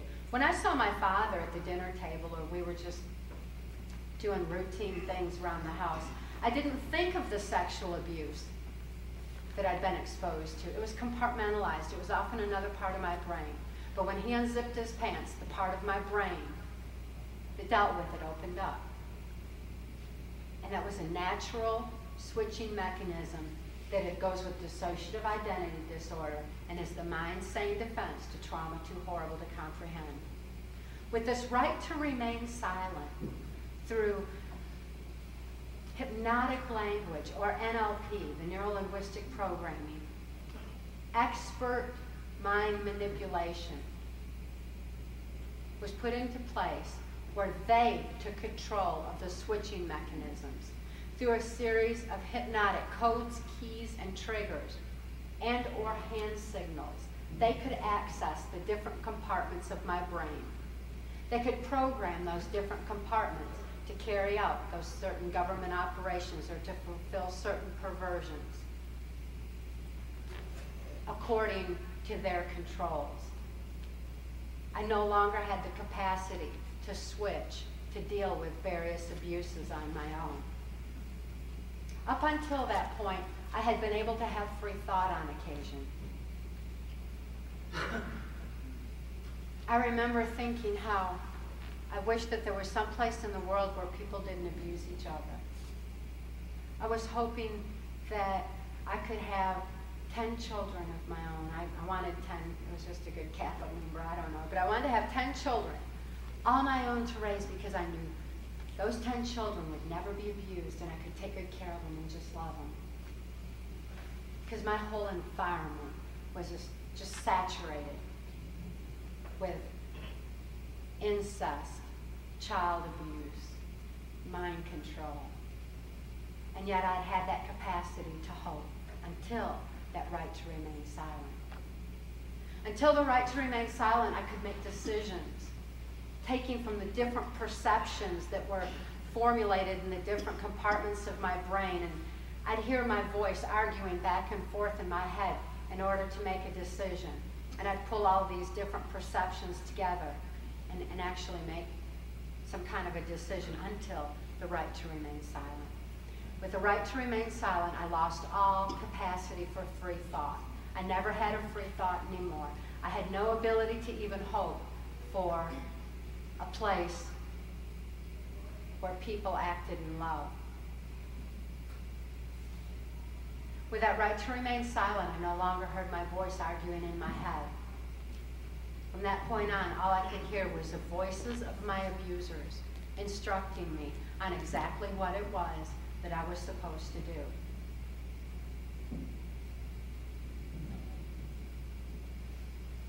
At Mackinac Island, Michigan, I was subjected to another ritual, a sexual abuse ritual, that was to induct me into what is known as the Order of the Rose. The Order of the Rose is the global elite that are working on New World Order controls. It's not another boys' club. It's not another one of those Masonic Illuminati secret organizations like that. It's not structured that way. What it is instead is a signifier, a rose signifier to those in the know that they were a part of New World Order efforts. It's a mindset, it's a way of thinking, it's an agenda, it's something that they believe in, which certainly is foreign to our way of thinking, but nevertheless, it's the way they think, and they signaled each other through this rose. And it was under the Order of the Rose that I was forced to operate during my White House Pentagon level mind control victimization.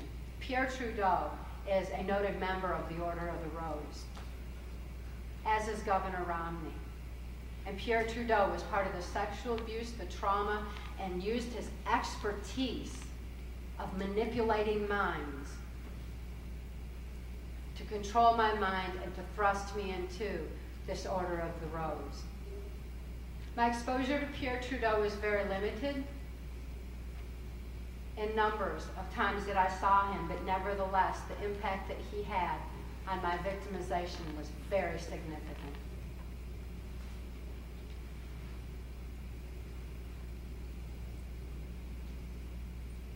After the right to remain silent, it was at Mackinac Island, Michigan, that I met who had become my owner under MK Ultra Mind Control. That was U.S. Senator Robert C. Byrd. Senator Byrd has been in office as long as I've been alive, and he remains in office today. He's a very powerful and influential senator from the state of West Virginia, a Democrat. You'll notice that the names I name don't have anything to do with political party lines. For example, Gerald Ford is a Republican, Byrd is a Democrat. Because not only were there not party lines, but this wasn't even about United States constitutional values and the betterment of American ideals. Instead, I didn't even know that there was a border between our two countries. I didn't know there was a Canadian-U.S. border. I didn't perceive it that way because I was back and forth across it, and I witnessed and experienced the relationship that Pierre Trudeau had with the political leaders of the United States. And it was all the same agenda. It was all for the same outcome and the same goal. Senator Byrd held the purse strings of the United States for many years as head of the Senate Appropriations Committee. He decided what money would be designated where, for what purposes. And his purposes, of course, were New World Order. It was because of Senator Byrd's position, when he became my owner in this project, that my father became extremely wealthy through military contracts that were appropriated his way on his 6th grade education because of having sold me to Senator Byrd. Senator Byrd, as my owner, directed my activities. He decided where I would be taken when, which criminal covert operations I was forced to participate in, what government leaders I would be prostituted to, and where I would be taken, which military and NASA installations I would be taken to for sophisticated mind control programming.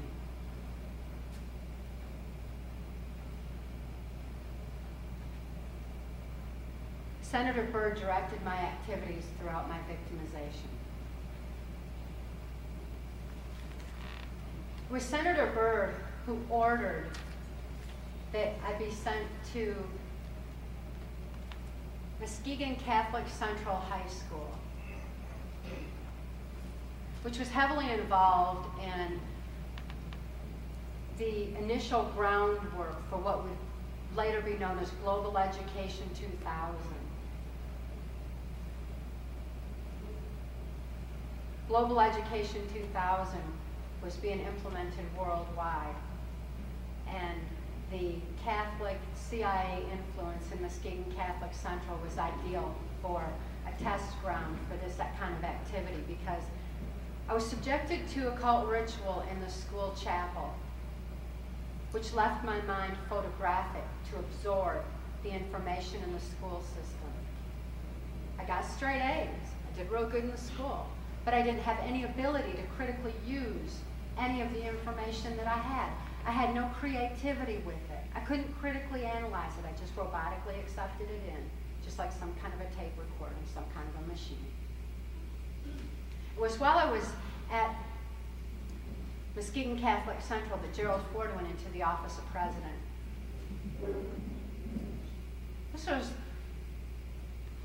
This was absolutely devastating to me. It was like the last straw. It was what just completely locked me into mind control and locked me into the idea that indeed I had no place to run and no place to hide,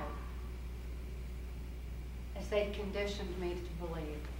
After all, I felt like, who could I turn to? I couldn't turn to my parents. I couldn't turn to my church. I couldn't turn to my school. I couldn't turn to local politicians, and now I couldn't even turn to the President of the United States. I truly believe that the whole world was involved in mind control. Senator Byrd later ordered that I be sent to the backwoods of Louisiana under the control of my first mind control handler, a guy named Wayne Cox. Wayne Cox was involved in the country music industry, but he was also working paramilitary operations, mercenary operations, under the direction of Louisiana Senator J. Bennett Johnston. At that time, J. Bennett Johnston had been running mercenaries who had been programmed from childhood, as I had been, and conditioned from childhood under MK Ultra, to carry out these secret operations at that time in South America. These guys had been targeted to carry out their mercenary operations for that pinpoint accuracy in their shooting and their physical endurance and all of the other superhuman qualities of dissociative identity disorder. Whereas with my victimization, since it was my sexuality that had been confused and enhanced from infancy, I was used primarily as a sex slave. As a sex slave, I was prostituted to the various government leaders. I was prostituted to drug lords. And the perversions that occurred with these particular politicians were being covertly filmed from little cameras in the ceiling, because these criminals don't trust each other. Instead, they blackmailed each other through these perverse films and for other means that they had to control them. Because in essence, they all had each other by the perversion, and they were able to maintain each other that way. So I was used primarily as a sex slave, delivering messages to and from these government leaders that I was prostituted to in the process, plus distributing drugs throughout the United States and Canada.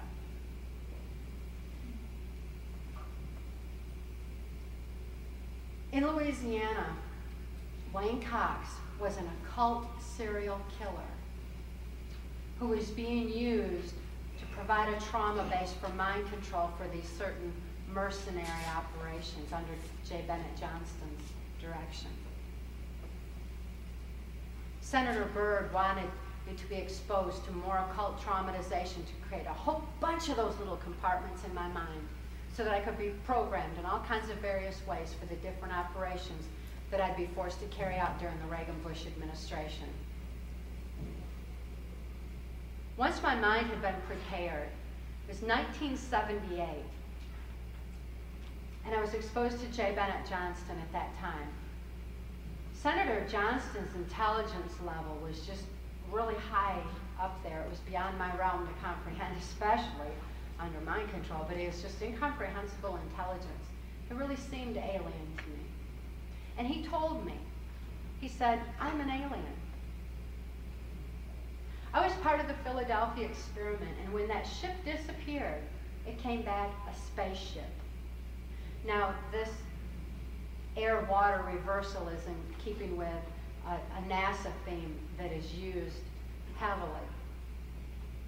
But nevertheless, when he told me that this ship had come back a spaceship, he showed me through his General Dynamics office a top secret stealth fighter.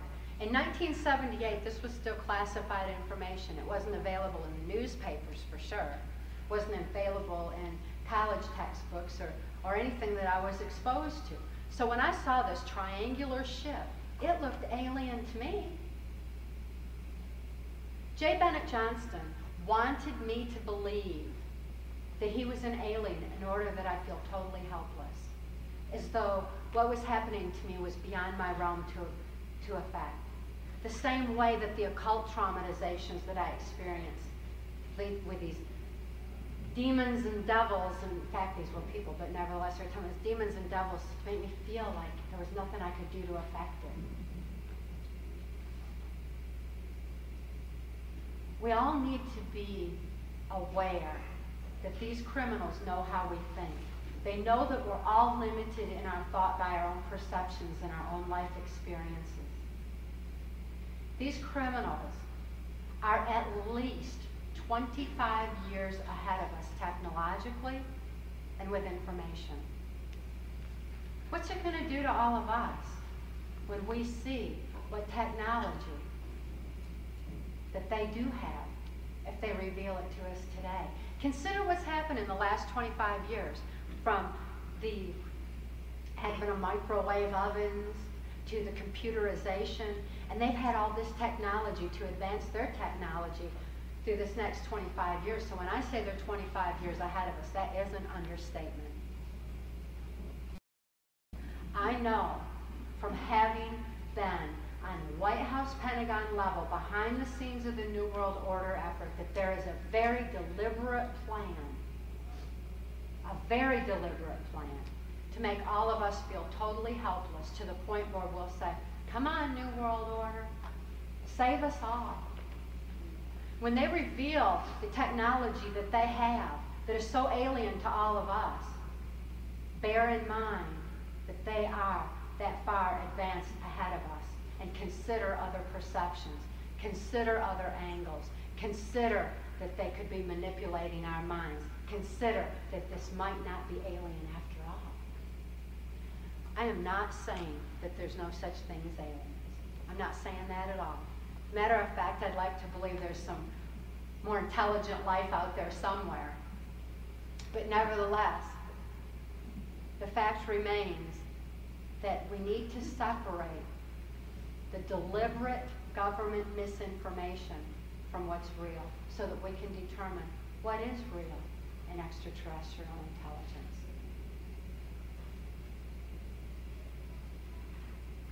J. Bennett Johnston certainly convinced me at that point in time. And I felt totally helpless. And he programmed me to carry out my first operation. He actually took me to a military base in Oklahoma, Tinker Air Force Base, where I was programmed through sophisticated means to carry out my first trial run operation. At that time, when the planes would take the mercenaries down into South America,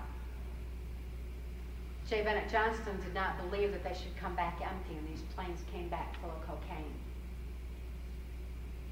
It was my experience that the CIA's so-called war on drugs is no more than the CIA eliminating their competition as they took over the drug industry worldwide.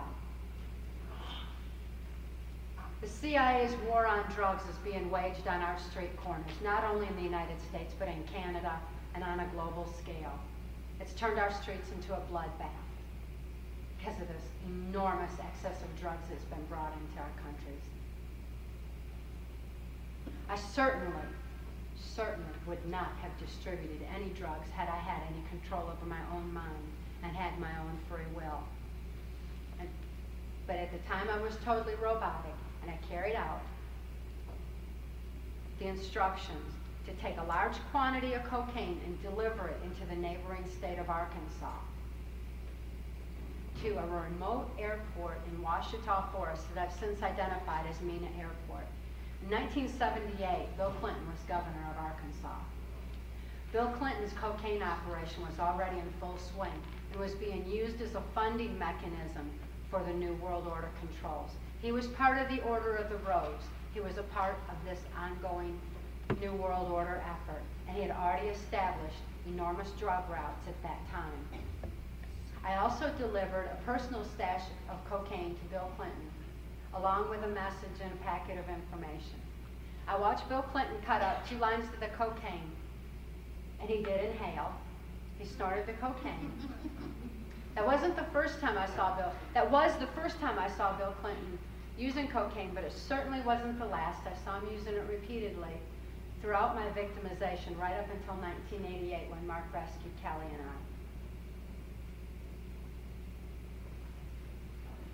I. My exposure to Bill Clinton was limited pretty much to the drug industry. My sexual experience with him was extremely limited because my experience was that I have witnessed Bill Clinton involved in homosexual activity.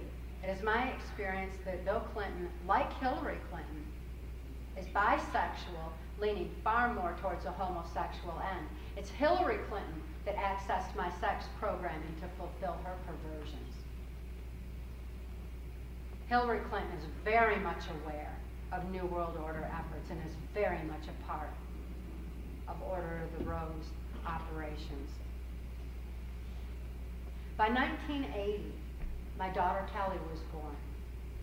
And as quickly as she was born, Senator Byrd ordered that we be transferred back to Nashville, Tennessee, where we were under the control of my second mind control handler, Alex Houston. Alex Houston is a ventriloquist, stage hypnotist in the country music industry. Alex Houston is the criminal that Mark referred to on how he met me, because up until 1988, I was under the control of Alex Houston.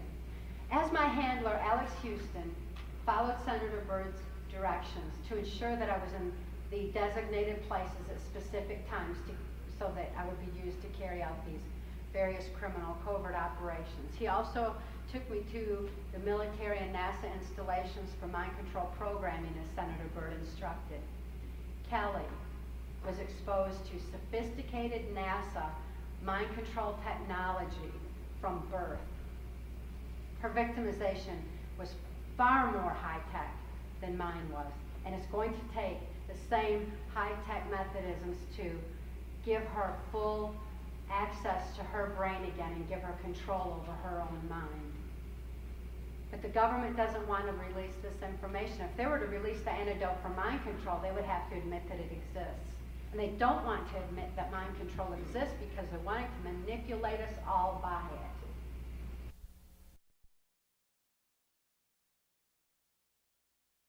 Was a vehicle by which I know and was unfortunately forced to participate in bringing drugs over the border into Canada, which I find deeply disturbing. And again, from my experience, I didn't know that there was a border between our countries because we were allowed to freely cross the borders with the drugs during the Reagan-Bush administration. In 1984, I had heard Bill Clinton and George Bush discussing how when the American population became disillusioned with Republicans leading them into the New World Order, that Bill Clinton, as a Democrat, would be put into place. He had earned his way into a high position of influence because of the cocaine route that he was running, because of his influence in the New World Order, Order of the Rose controls. It was my experience that Bill Clinton answered to George Bush, as did many other world leaders, not robotically, not under mind control, but because of George Bush's extreme intelligence and inside knowledge of exactly what it would take to bring about this world dominance effort. It was my experience that George Bush has run our country through 3 administrations. Ronald Reagan's, his own, and Bill Clinton's. George Bush's influence has been very heavy and very strong and powerful. He began with the United Nations. His career began with the United Nations. Then he went on to head our CIA. He went on into the political end and became vice president and president, with his allegiances remaining to the United Nations and the New World Order controls.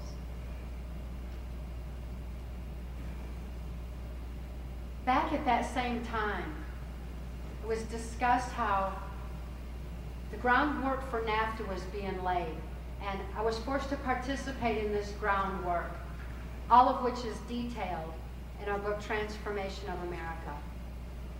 The groundwork for NAFTA was rooted in criminal, corrupt activities. It had been determined back in 1984 that George Bush, who was vice president at that time, would become president, which certainly makes me wonder, what are elections all about? It was already determined. It was also determined at that time the president of Mexico was President de la Madrid, who I was exposed to repeatedly. And under him was Vice President Salinas, who I was also exposed to. It was my experience during those years that Salinas was actually in control of Mexico, the same way that Bush was in control of the United States. And Salinas, too, respected George Bush's leadership. And it had been determined that when George Bush came into the office of President of the United States, that Salinas would go into the office of President of Mexico. And they would then implement NAFTA, which is exactly what happened. But we needed the Canadian aspect in there.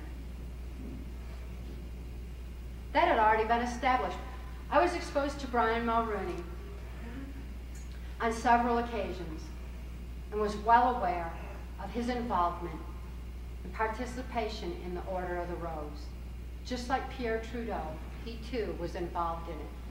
That's not to say that whatever little political details that you all were exposed to through the media and that happened were the same, because there are differences through different politicians and different administrations. But nevertheless, it all comes towards the same goal. It all went to New World Order controls because ultimately Pierre Trudeau and Brian Mulroney's ultimate goal was exactly the same. I was exposed to Brian Mulroney during a White House cocktail party when Senator Byrd was acting in the capacity of a pimp as usual and prostituting me to then President Ronald Reagan. And Ronald Reagan, in turn, had encouraged Brian Mulroney to utilize my sexual programming along with several other mind-controlled slaves. It was my experience that Brian Mulroney's perversion was a perversion of power. It was a perversion of using various mind-controlled slaves, and he liked more than one.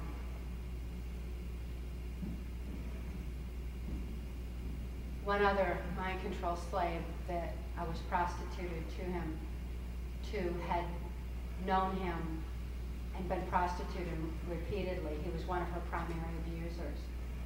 She's Arlen Specter's mind-controlled slave. Senator Arlen Specter is very influential in the United States. He's very powerful. And she was his mind-controlled slave. And she was prostituted to Brian Mulroney repeatedly, and she and I were prostituted together to him because we had been programmed together. We had been what's called mirror programmed, where we would act in unison to together fulfill the perversion of, at that time, Brian Mulroney. Most disturbing thing that happened was this cocktail party that was honoring him as the guest at the time had provided me the latitude of hearing a conversation between he and Ronald Reagan. And Ronald Reagan said at that time that he believed the only way to world peace was through mind control of the masses. The far-reaching ramifications of this statement are very apparent to me from having been under mind control. I wonder at a world peace where there's no free thought. Because without free thought, there's no free will, and without free will, there's no soul expression. So how can we have world peace where there's no soul expression and people don't have any peace of mind?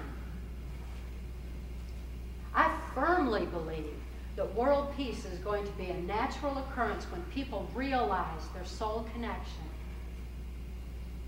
When they have the kind of spirituality that gives them that inner peace.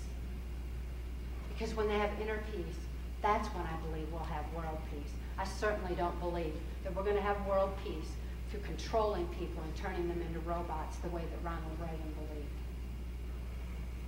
I believe that each and every one of us needs to realize that spiritual connection and have that soul strength in order to deal with the realities that we're all having to face today. These are very difficult times on a global scale. And the truth that is finally coming forth is not always pretty. I think people have an idea that truth is supposed to be some kind of flowery, pretty thing that's just some kind of wonderful something, when in fact, it doesn't have anything to do with truth. As my friend Wes Mann said earlier today, truth just is. And the truth that we're all having to deal with is that we're going to have to evolve with the knowledge of mind control in order to protect ourselves against it. We have got to maintain our free thought in order to take back our respective countries and restore the kind of moralities and freedoms that we've been used to. Justice has been eroded, particularly in the United States, and needs to be reestablished. When good people take control of the government once again, then we can realize all the positive benefits of the information that they've been manipulating all of us by. The positive benefits are certainly enormous, which is why they're keeping them secret. It's absolutely inexcusable that this small handful of criminals, and that's all it is a small handful of criminals, that they're allowed to continue to run our world into this world dominance effort.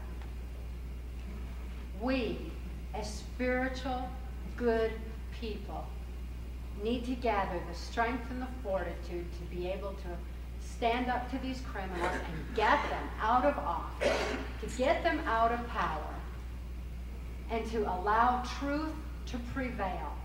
This is a time for truth to prevail. It's a time for the information to be used for the betterment of humanity and for the evolvement of all of us, the spiritual evolvement of us all. The criminal activities that I was forced to participate in, particularly as pertains to NAFTA, particularly as pertains to the drug industry that has so adversely affected so many people in society. The deliberate erosion of justice that has allowed for pedophile perversions to proliferate for mind control purposes.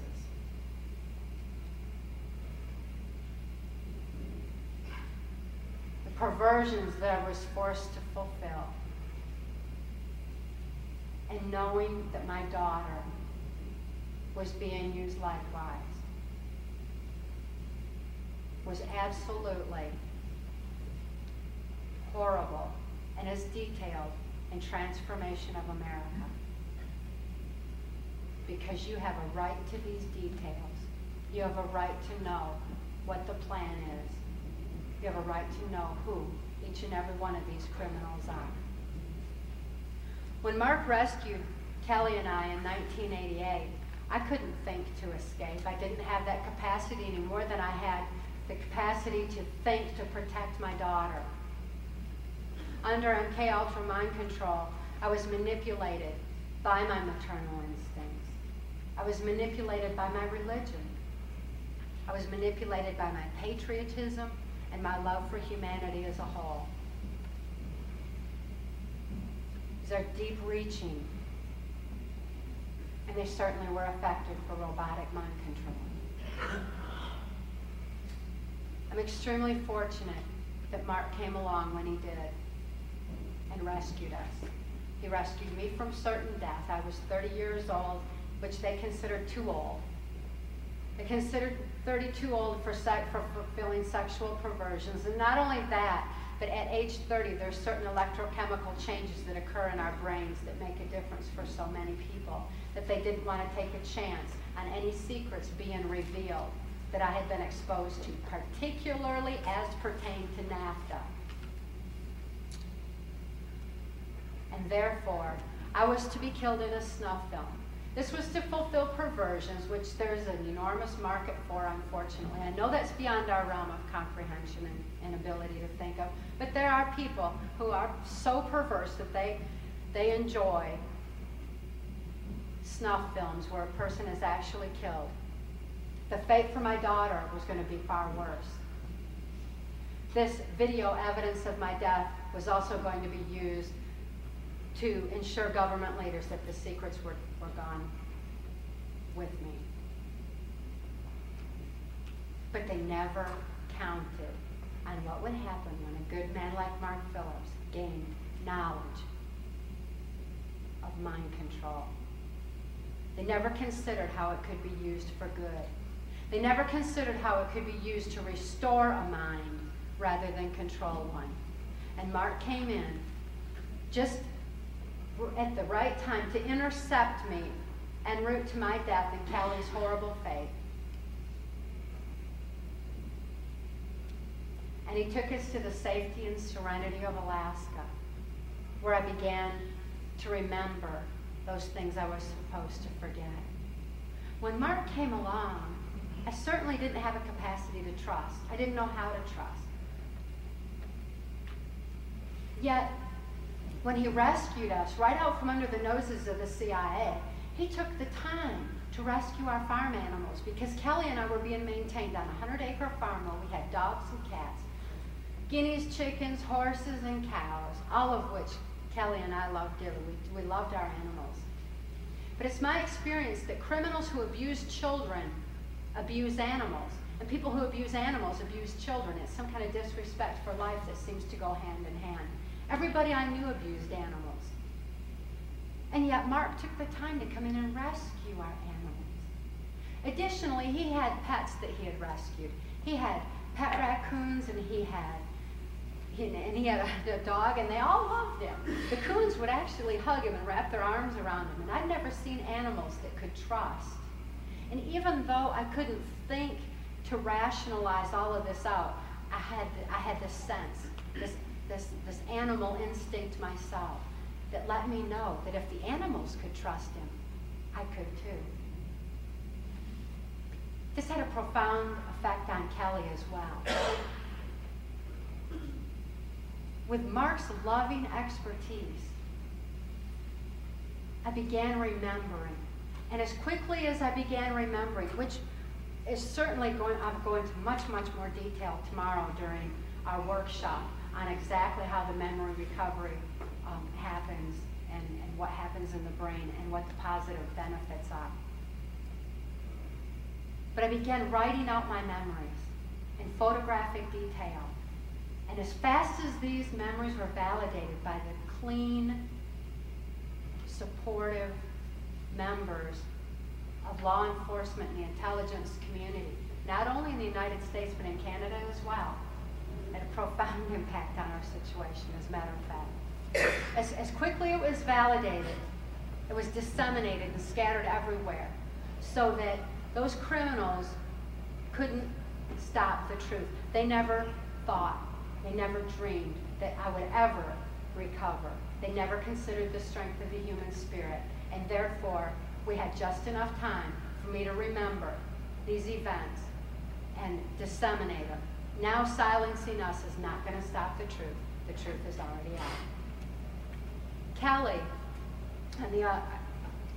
was not as fortunate as I was, because as quickly as she began having memory flashes of what had happened to her during the Reagan-Bush administration and how she was used to fulfill political perversions, she went into respiratory failure and was hospitalized at Humana Hospital in Anchorage, Alaska. She was not responding to conventional medications, but she did respond to therapeutic intervention. At that time, we were working diligently to get Kelly the high-tech help that she would need for deprogramming, because the methods that were used to deprogram me did not apply to Kelly. And at that time, through a series of events of which Senator Byrd was involved with his political influence, Kelly was thrust into the immoral and illegal custody of the state of Tennessee. Kelly remains a political prisoner today, institutionalized and denied any rehabilitation for the proven MK Ultra mind control abuses she endured. Kelly had experienced love, though, and love is the greatest healer of all. Because of that love, because Kelly is not being hurt at this time, she was able to regain some free thought. And Kelly knows exactly who and what Mark and I are up against in our effort to get this information out. And she is waiting patiently and impatiently for people to wake up to the reality of mind control, so that no other children will be victimized, and so that she can receive the qualified rehabilitation that she deserves. Kelly knows, like Mark and I know, that knowledge is our only defense against mind control. It is truth that sets us free. Please help us spread the word. Help us get this information out. Despite our controlled medias, despite the suppression of this information, people, good people like yourselves, are taking the information and disseminating it among their friends and among their loved ones and among people in political positions to make a difference. And I encourage each and every one of you, please, we need you to help us spread the word. Thank you.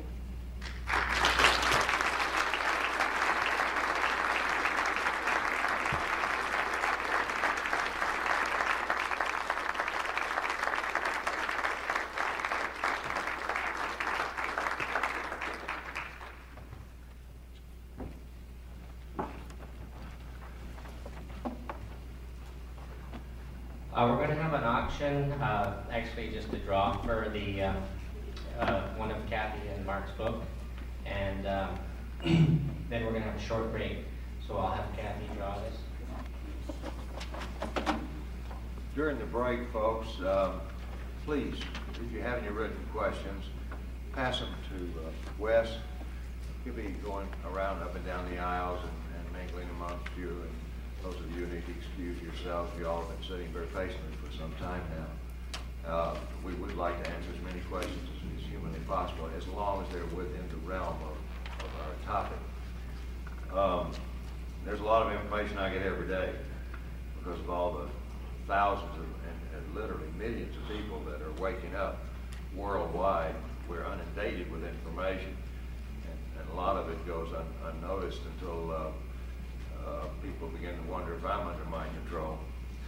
But the information that we can supply you with some comfort, knowing that it's accurate, is stuff on mind control. There's an opportunity that's going to prevail. I met this man in Washington, D.C. Fellow by the name of Lynn Horowitz. He's a dentist that became a whistleblower. And he's real interested in some of the research involved in the emerging viruses that seem to be coming out of nowhere.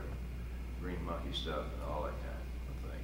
Ebola and, of course, AIDS. Lynn Horowitz is not on the nut fringe. He was a very successful oral surgeon and dentist. I met him and his family, and I was very impressed. He has a book that is extraordinarily well documented.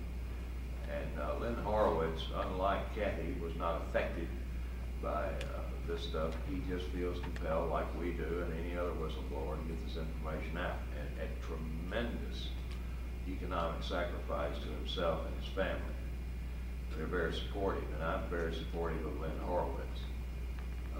And I know that each of you will find his information extremely applicable to some of the questions that you've had about this thinning out of the world's population.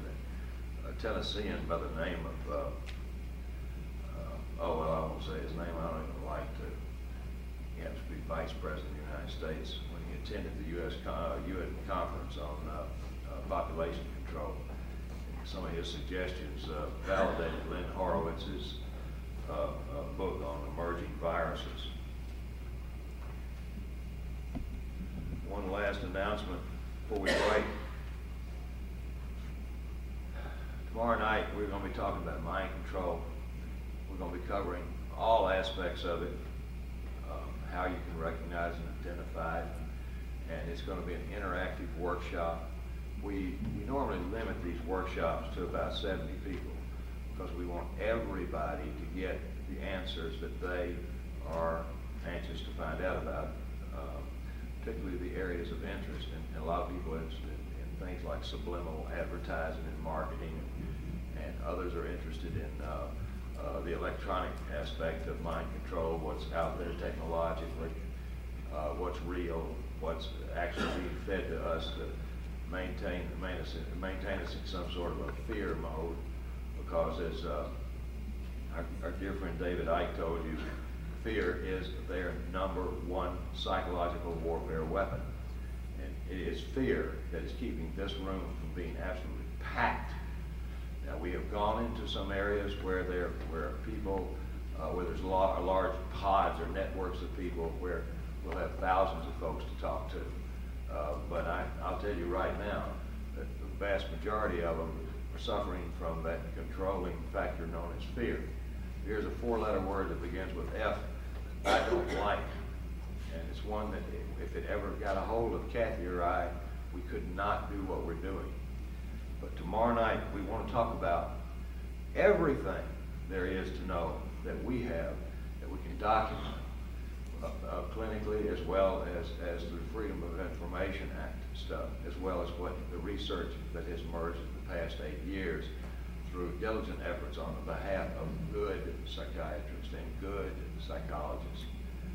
And we want to share that information with you, and we want to answer all your questions and dispel some of this fear, because as dreadful as this information is, it does have some extraordinary relief valves. So in the meantime, let's take a break, and we'll be back there signing a book or two for you, for those of you who don't need to go use the facilities, and see you back in about, say 25 minutes. Thanks.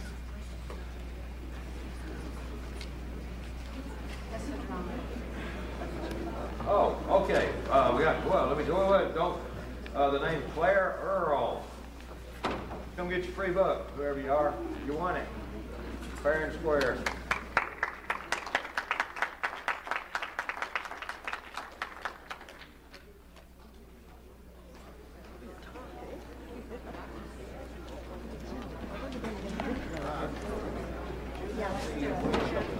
I guess I just didn't understand.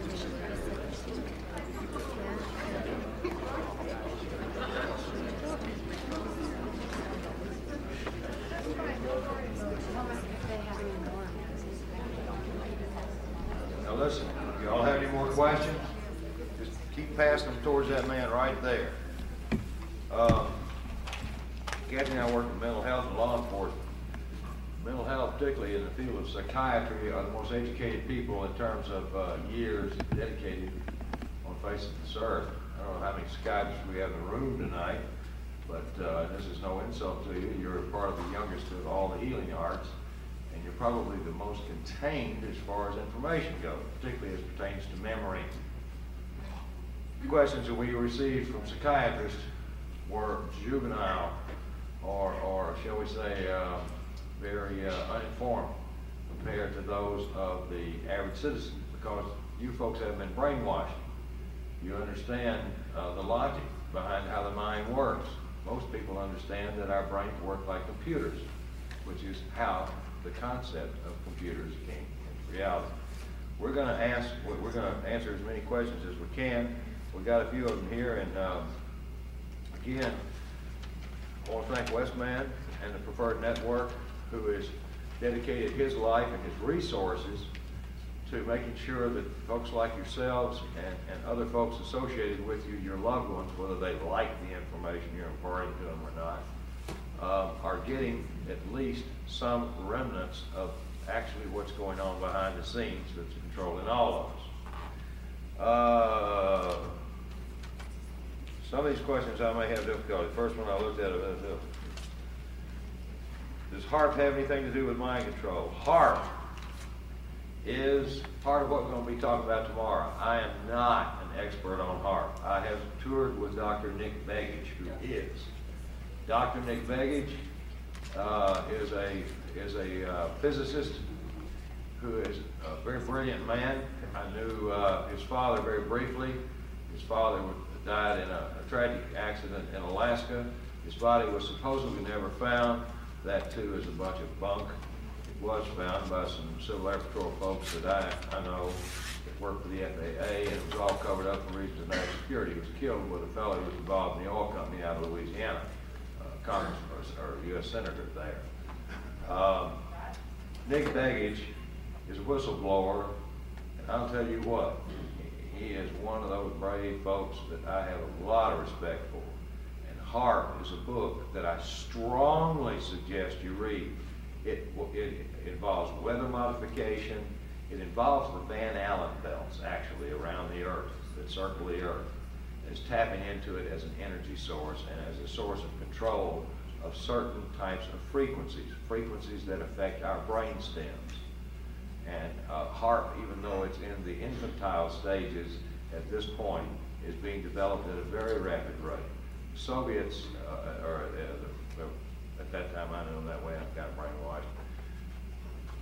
The Russians were particularly interested in this stuff in the 50s and 60s, and actually had it going to some degree very effectively. Obviously, it's not that effective yet. The system that is based out of Anchorage, or just out north of Anchorage, Alaska, which I've got pictures of, which we've actually seen, is a good example of what I believe is going to be emerging in the future as a possibility of, again, some knowledge that can be used for extraordinary good or extraordinary evil. It depends on who's running it. So HARP is also under the MK Ultra umbrella. That should answer the question, does it have anything to do with mind control? Back to that one. Let's get that one for a minute. What can you tell us about Heaven's Gate Cult and so-called suicide? I'll tell you some interesting facts. We've been on the road, so naturally I lose out on a lot of stuff, but one of my friends, a Reverend Rick Strawcutter, who's one of those incredible Christian ministers who is not concerned with controlling people, but explaining to them what's controlling them, and not using religion to show them what to think, but instead give them an honest access to their spirituality and discovering their spirituality. Reverend Strawcutter is a buddy of mine. He got a packet from Heaven's Gate. You know why he got it? Because he's one of the most successful book distributors of this kind of information in the world. And they were setting up on him. Strawcutter is very brilliant. He took the information directly to his lawyer. Together they went down to the FBI building and said, "It smells like setup. Don't include us." Reverend Strawcutter made front pages of most of the newspapers in Lower 48, and he also made national news as being a right-wing, this, that, and the other. I mean, they labeled this poor guy with every conceivable label you can imagine. Bottom line was the sales went up, thank God. But he's a book distributor. Now, let me tell you a little bit about Heaven's Gate before Cathy interrupted me. The founder of Heaven's Gate came from a little area just outside of the town of Indianapolis, Indiana. Oh, by the way, same place where our one of our former vice presidents came from, who was very literal and couldn't spell potato. In addition to that, there was another guy that you might remember the name, Jim Jones. He too came from that area, along with some 70-odd other cult leaders that have come and gone, also emerged out of that area. It is also well known within the CIA circles that this was an area of concentrated research because of some religious belief systems and because of the cooperation of local officials that began in earnest in the late 1960s. By the mid-1970s, they had pretty much done all they were going to do. The New York Times reported in 1971 that they had a confidential informant that was willing to testify before Congress that the Central Intelligence Agency had hired a number of people to infiltrate none other than satanic cults and really occultic groups that were utilizing blood rituals, human sacrifice, animal sacrifice, and other horrific forms of torture to affect the minds of the onlookers. The CIA was extremely interested in what it did to those people that witnessed these hideous acts of human depravity. Now, that article asked the question is, why is the CIA interested in infiltrating these kinds of cults?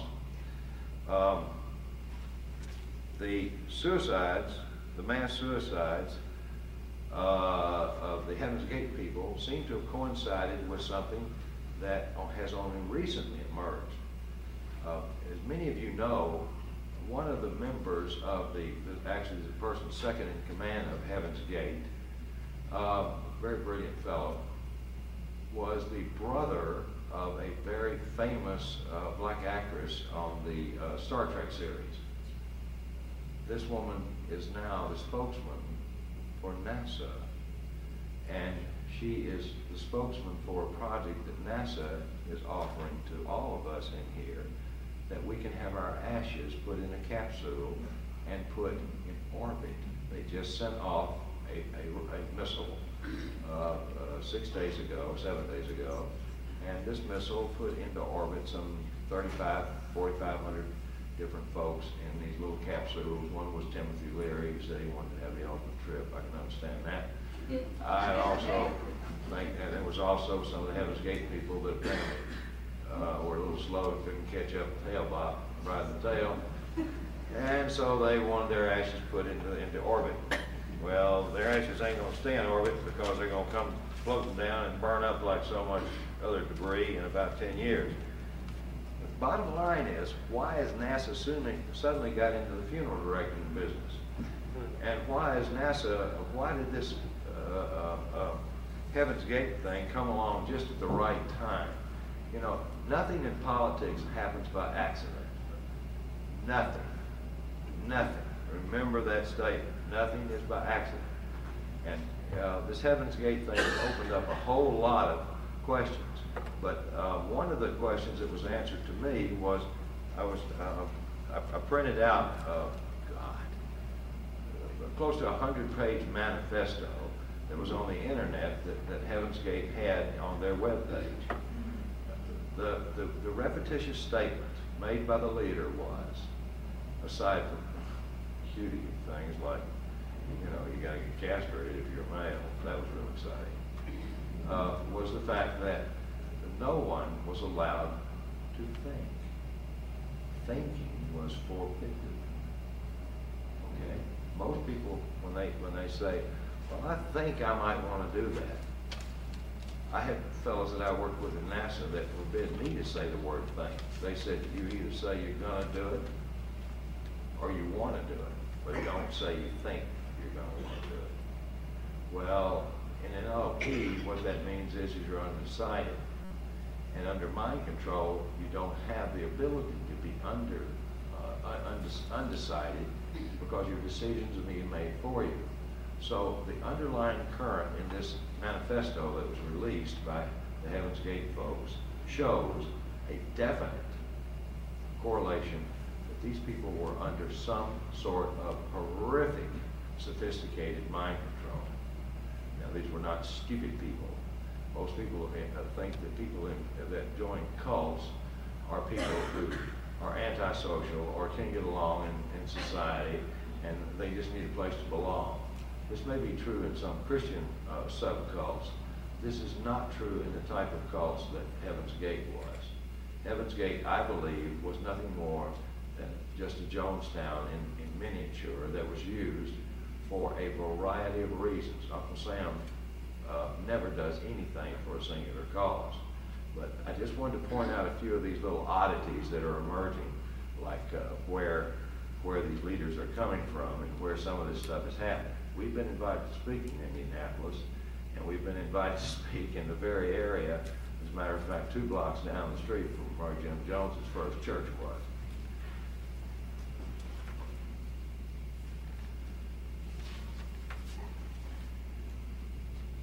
Are you familiar with the Franklin affair? The Franklin cover-up is a case that parallels our case and involves mind control and some of the same victimizers that my daughter and I were subjected to, namely George Bush and Alex Houston. Paul Bonacci, the victim of mind control in the Franklin case, has named Alex Houston as an abuser, and Alex Houston had a key to Boys Town where Paul Bonacci had been abused and under mind control, because Alex Houston went there routinely to indulge in his pedophile perversion as well as manipulate the minds of the traumatized children. The Franklin case is one, we've got a little a book available that's called The Carefully Crafted Hoax, with a foreword by the former FBI agent Ted Gunderson, who's well respected down in the States. So, by the way, I'm going to try to weasel him up here to speak to you all. He's got Ted a lot of Gunderson was at information. one time third in command of the FBI. He's very articulate. He looks like a Fed, and he talks like a Fed, but he is a spiritual being who is a human being and a great person. He's a good man. But we've got The Carefully Crafted Hoax, which is a very rare book anywhere these days, since the Franklin cover-up, the book version is now out. But The Carefully Crafted Hoax is an outline, step by step, of what happened to these children and how the cover-up was perpetuated. The book is available through Wes Mann's preferred network in a very limited number and through very limited editions, but nevertheless it's available and more information is available there. Yeah, I will link. There's a psychologist who works with her husband, psychiatrist, I believe. She goes by the name of Denson Gerber.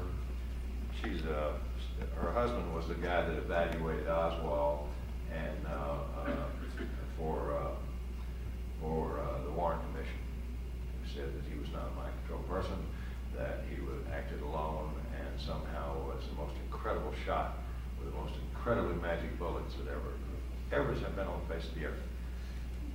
Denson Gerber was also the one that was court appointed to represent the poor plaintiffs in the case in Nebraska. It's called the Franklin cover-up. When I was brought into the case, and the FBI invited me to come in because their intelligence connection dropped off at a certain point. I was brought in to find out why the case was crumbling underneath them. Well, Denson Gerber was my #1 focus, and I said, do you know who she is? Well, after they looked at that was a real surprise and an eye-opener, but unfortunately it was too late. She'd already done her damage. And then the other witnesses that were being brought forth were actually in another state, in the state of California, also involved another case mirroring that case, which is called the Presidio case. And the Denson Gerber and all that group had hired an attorney to represent them. And guess what? It's the same attorney that Jim Jones used to set up Jonestown. So, I mean, containment, the CIA can fool the best of them. The attorney that was involved in all of this,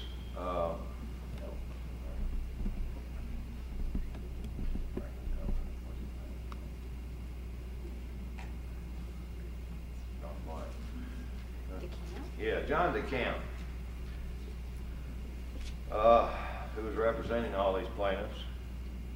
John brought me in his office and he said, all right, he said, so the government sent in the folks on us to cover up the case on the psychological end, and then we got our witnesses thing contaminated. And I said, yeah, and I said, you're getting it from another end, from a group called the LaRouches, who put out just nothing but truth about George Bush. But they have somehow, Lyndon LaRouche has managed to miraculously separate criminals according to political affiliation. I don't know how he does it. It defies all logic. The LaRouches wanted to support us until I said, until you can explain how in the world you can separate George Bush and Bill Clinton in their drug operations, I'm only interested in talking about your operation as being a part of the problem.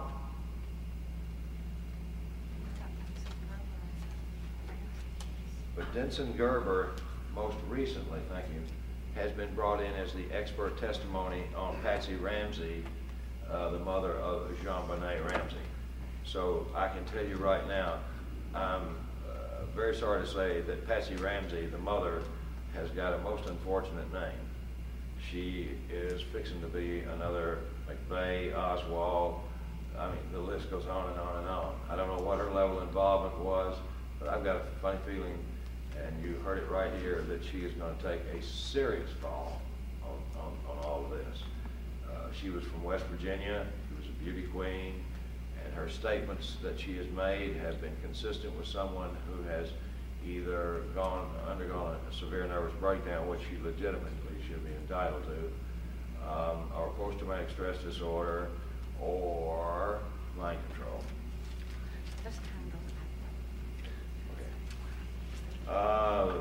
What's Elizabeth Loftus? Maggie Brush, Stephen Cecil's connection. Wow, I can't answer that. I don't know.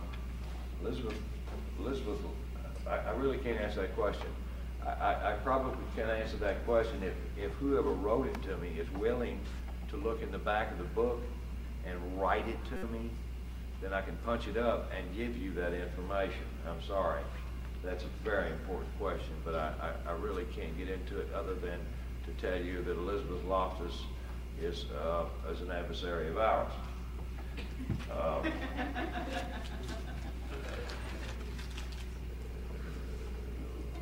We have a federal election coming up in Canada. What do you know about the current Canadian political leaders, especially Christianity?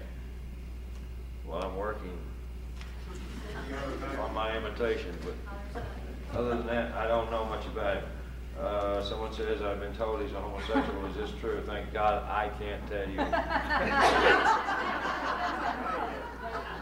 But he was he did go down to see his good friend Bill Clinton, and they went out and played golf, and you know something about golf, they have to wash those things they play with, and oh, gee willikers, I don't know. I don't, right now, there's not a heck of a lot of these world leaders that I do trust. I am seeing some enormous changes on lower levels, but this prime minister presidential omnipotent level, I'm not seeing too many changes other than the fact that they're taking a lot of heat from a lot of folks. But a new set of world economic regulations are being formulated in Europe that will allow the foreign takeover and domination of all Canadian institutions. I'll tell you what I think of this. I think it just plain sucks. I'm sorry about my language. But Canadians have one thing that other governments don't have. Like you guys own your own bank. You own your own bank until Pierre Trudeau got a hold of you. You didn't owe any money. Now, I'm very sorry for y'all because what's happening here is the Canadians are, for a good example, the price you pay in gasoline, you guys are floating on a pool of gasoline, in essence, of oil over in Alberta.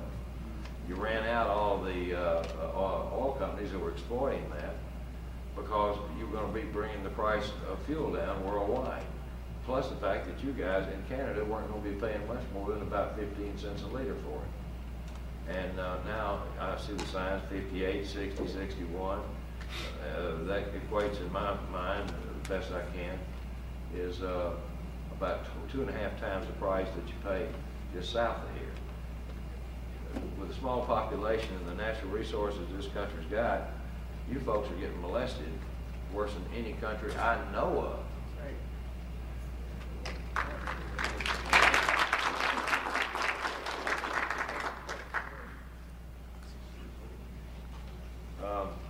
I don't usually get questions I can't answer about something when it comes to video stuff. Our question is a total audio video tactile refrain retrain on a cognitive basis, precursor or to recall. Precursor to recall. In other words, the audio video tactile retraining the brain of the cognitive basis is a precursor to recall. The answer to that question is yes. And tomorrow I've got a different way of expressing it, but the answer to that question is yes. How do you know when your subconscious is being targeted by certain commercials, particularly perfume ads, automobile ads, and ads to induce you into running out and joining the military? Boy, I don't see anybody in here that want to do that. But there are ways of seeing it, and once you see how it's done, it's pretty clever. I think, you're hearing this right here, I think that every school in the world should teach neurolinguistics. In other words, the language of the unconscious, the language of the subconscious. I think it's inexcusable that this has been a hidden science just so that a handful of capitalists like myself can make a living off of it. I think it's inexcusable that it's not taught in schools, that we have the capacity to think on two separate levels. So, now here's a question that I don't have a clue about, and whoever wrote it, I hope to goodness they're going to be at the meeting tomorrow. Is there a connection to tonight's subject and the 13 Graymen? I don't know who the 13 Graymen were. I don't know, it's alien to me. Could you elaborate on the right to remain silent? More details on that right to remain silent are provided in our book, Transformation of America. The bottom line on it is that the blood trauma was so horrible that it caused my conscious mind to take flight and left me wide open to programming. And there's a lot of knowledge pertaining to the effects of trauma on the human mind to the extent where occultism is proliferating and being used as a trauma base for mind control. Lieutenant Colonel Michael Aquino is the founder of the Occult Temple of Set. He is with the Psychological Warfare Division, which says quite a bit. Graduated from War College, taught there. He claims he knows me well. He's only met me on one occasion. I thought he was a donkey. I use the best words I can. My language is atrocious, and I'm really working very difficult to clean it up. But Michael Aquino was one of my primary mind control programmers. Now I'll be talking about that more tomorrow and how he knew that the occult blood traumas would allow for mind control programming, which is why he's got that Temple of Set that's on the military bases in the United States. He was named in the Presidio daycare scandal that Mark mentioned a minute ago pertaining to mind control of numerous children, and he too knows that with the blood trauma combined with high voltage trauma, that mind control is imminent. It's also interesting to note that Lieutenant Colonel Michael Aquino is not allowed in your country. He's been banned from Canada. As a matter of fact, I worked very diligently for 2 years with your, I don't think I'm even supposed to say it in public, your CIS, which is your Canadian Intelligence Agency. We worked very difficult strings to keep Mr. Aquino out of this country. Mr. Aquino is no longer welcome at the border. If we can catch him in this country, and there are a lot of folks in intelligence, a lot of folks in your Canadian customs who are aware of him, if they can catch him, coming up here for any reason. I've asked personally to be able, by your so-called Bureau of Prisons, I forget exactly what it is, to be allowed to spend a couple of hours with Mr. Aquino alone. Now, I got one more I want to talk about. This Elizabeth Loftus thing. Elizabeth Loftus, and this is about the False Memory Foundation.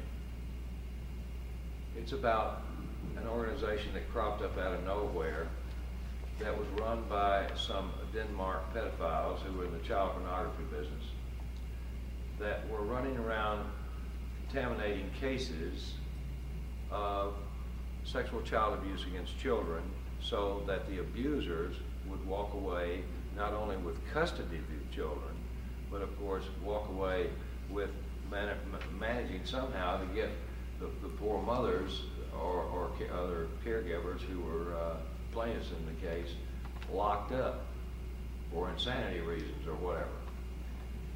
This false memory syndrome is not a disorder that's recognized by the American Psychiatric or American Psychological Association. It's still in the syndrome stage. It's still not totally accepted by mental health. And until mental health realizes that there is such a thing as false memory and that we all suffer from it, and how that we can actually separate real memory from false memory, they are going to continue winning cases and continue destroying people's lives and continue getting these poor children put back into the hands of the very people that were hurting them. Because doctors have got to realize that the information they were taught about memory and what's real and what isn't is not true. False memory can be installed. And I was very unpopular when I was talking about this before physicians, because they said, you're playing right into the hands. You're supporting the bad guys. No, I'm supporting a tool that the bad guys are using to slay you with, because what they're telling is a truth. And truth, believe it or not, is extraordinarily dangerous because it can be usually proven. And there's no one that can prove to me or anyone else that there's no such thing as a false memory. But between our minds developing false memories from movies and books and things that we're seen and told, and you got to remember that these people who've been abused are highly suggestible and highly literal, and they can be easily manipulated into believing that they experienced a fairy tale. That's why fairy tales and things like The Wizard of Oz are used to scramble memory. Because when somebody goes in, a child, 10 years old, and sits down in the witness stand and the judge said, well, who exactly in this courtroom molested you? And the little girl or little boy says, well, they're not here right now that I recognize because it was Mickey Mouse. End of case. The whole thing goes out the room. The whole thing's dismissed. But what didn't happen was the fact that the person that may or may not have been in that room was a person who dressed up in Mickey Mouse suit. And this child, being traumatized, really believed that was Mickey Mouse or whomever. So false memory is quite real, but it's also very easy to determine whether or not it's a real memory or a false memory. And those are some of the elements of some of the things that we'll be touching on tomorrow, that when you've got relatives or loved ones that are suddenly disclosing 25, 30, 40 years later, I think Dad molested the squat out of me, or Dad did this, or Uncle so-and-so did that, and you say, well, why do you think that? They say, well, I had a bad dream about it, or I've been reading about all this abuse, and I always had this uncomfortable feeling about this uncle or this father or whomever. There's a way of telling those people how they can actually determine whether or not it's a real memory or something that they're fantasizing. It's very, very easy. That's the reason that I really wish that you folks could, those of you who are interested in this science and in this information and knowing what's controlling you, will be there tomorrow.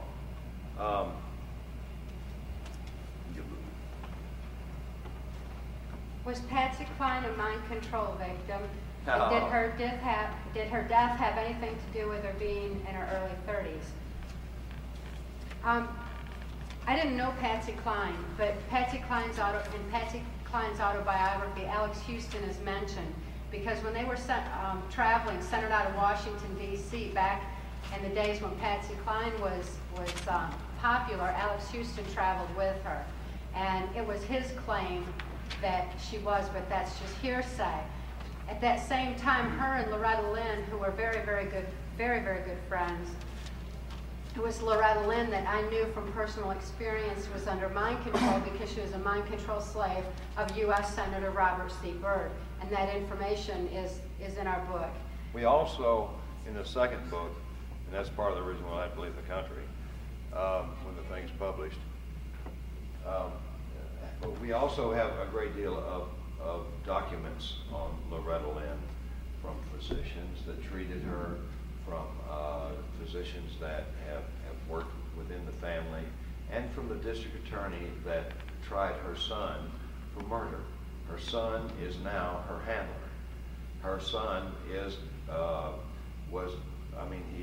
he's shot at people, he's attempted to murder several, he's paralyzed one poor girl from the waist down with a shotgun, and he was, his sentence was commuted if he would write a song about literacy for Barbara Bush. Now, isn't that strange? And I'll tell you what's even stranger is, he never wrote the darn song because he's illiterate. It doesn't take a genius to control somebody's mind.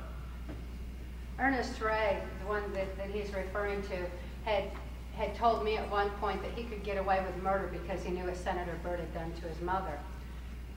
Was Elvis Presley under mind control? I have no idea on that one. Okay, I worked in and around that area. I knew Vernon, his father. I was working for the intelligence community at that time, and I was also interfacing with a mob in Las Vegas, and if you read our book, you'll see this. I had personal association, not with Elvis himself, but with his father. I did see a lot of his shows, and I did meet with him briefly for a minute or two. Elvis Presley was a drug addict. He was controlled with drugs by a most unscrupulous physician. But as far as being under mind control, no way, no possible way. And no, he's not working around Kmart. Is Dolly Parton under mind control? Alex Houston claimed that she was. It wasn't that he said Dolly Parton's under mind control, it's that he discussed different components of mind control, of her being under MK Ultra Project Monarch mind control, and it's interesting to note that her Dollywood has a monarch for the symbol. And I'm really glad to know that people are raising these questions pertaining to different entertainers, pertaining to the Joan Benet Ramsey case, pertaining to Heaven's Gate and other things. At least mind control has become a question these days. And can you tell us more about the situation where your daughter is, and are you able to communicate with her? I really appreciate this question. Since the release of our book, Transformation of America, Kelly is able to receive mail for the first time in 5 years, and Mark and I are able to have communication with her on a regular basis. Up until that time, the violations of laws and rights proliferating in her case were so extensive that a district attorney intervened on her behalf and told the judge that he was in violation of this law and this law and this law and this law. And he told this district attorney, he said, laws do not apply in this case for reasons of national security. Any of the evidence that we had pertaining to Kelly's victimization as well as my own were never allowed into the court for reasons of national security. We've got over 27,000 documents and evidences, videos, government insider testimony, sufficient for any legal procedure in the United States, including congressional. By the way, it's swollen from 27,000 to well over 100,000. We've got federal lawyers, retired federal judges that are holding this stuff. Some of the most sensitive issues, such as photographs and that sort of thing, were turned over to certain members of Congress and other persons, because the federal government came to me and said, if you collect one more piece of evidence, we're going to lock you up for being in possession of child pornography. Somebody asked a question. Somebody asked a couple of incredibly good questions, and I thank you, whoever it is. Does the New World Order intend to destabilize the economy of North America, or are we preserved from this tactic due to our participation in NAFTA? No, let's reverse this. NAFTA is to destabilize your economy and our economy, because we're supposed to be a global economy. We're supposed to be all on an equal basis. Now, I don't really like being on an equal basis with someone who really doesn't give it one continental darn whether the only thing they care about is something to eat and something to have sex with. Now, I'm not putting everybody in that class, but there are some folks, lots of folks, that is their lifetime's ambition. And those are the folks that we're supposed to be on equal footing with. It was my experience under my control and working on the groundwork of NAFTA that the drug industry was supposed to help balance the economies by bringing Mexico's economy up and absolutely eroding our nations, Canada and the United States. So there's some things that are detailed in the book that definitely pertain to that aspect. Okay, how do you know that Cathy does not have false memory planted in her?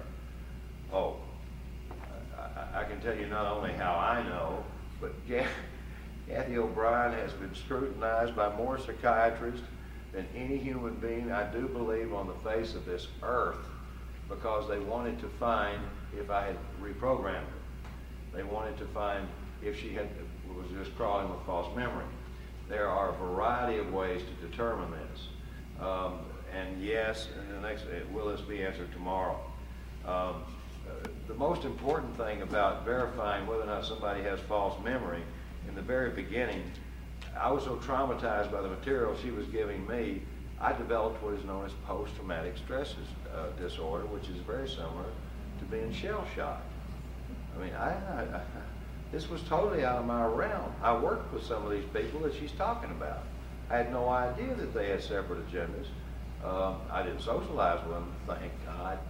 But I did understand that they had some very specific things that they were working on that coincided with some of the things that my bosses were working on, and I didn't find it anything particularly sinister in it.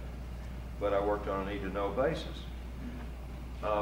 So far as the false memory thing goes, I assumed that everything was false in the beginning, and I turned it over to members of the United States Customs, to Canadian Customs, to friends of mine who are in the military, friends who have stepped forward, members of the FBI who have stepped forward, like none other than Ted Gunderson, who was third in command of the FBI, who investigated me first, by the way, and then investigated Cathy's claims. Ted Gunderson will stand before you and tell you she's 100% credible. There are others that will tell you she's credible, not because of what she says, not because of the details and her ability to remember the details, but because of the hard evidences that we've been able to get to support the claims. Now, Cathy is not the only person. If she were, I'm not that much of a bleeding heart. I would write a book and move to someplace else, and you all could read it or not read it, because that meant there was not a real big threat. But there are a lot of Cathy O'Briens out there. Most of them die by the time they hit 30. But the ones that don't, and the ones that are still in there, like the rest of her family, are the ones that we want to see some attention drawn to and this nonsense stopped. Muskegon, Michigan was Cathy's hometown. And we're getting a lot of cooperation suddenly out of the state of Michigan because they've discovered, oh, gee willikers, Muskegon is a center for some sort of government mind control experiments. Wow, what a revelation. After we've been screaming for 8 years, they have finally got somebody on their staff at the Muskegon Chronicle that got permission from the boss to work with some Michigan State child advocacy folks, and they've got a whole series that are being printed about the pedophiles and the child pornography and the child molestations and all the mental disorders of the people in that little area. and the government involvement. So thank God we're getting a lot of validations from the big picture as well as the little evidences. So as far as the false memory aspect of it goes, you darn tootin' I want to tell you what the difference is, and I want to show you the difference and how you can tell the difference even with your own relatives. And you don't have to have 20 years stint with the CIA and 25 years worth of psych training to understand it. It's very easy to determine what's real and what isn't. I believe that wraps up our questions. It wraps up our evening.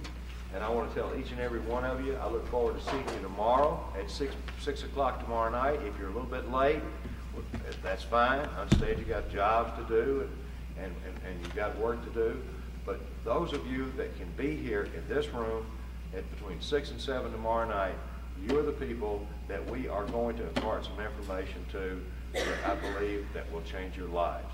Those of you who were here tonight that we are not going to be here tomorrow night, that are skeptical, for Pete's sake, for your sakes, and for your children's sakes, and your grandchildren's sakes, and humanity's sake, if you really care, please look into what we're talking about.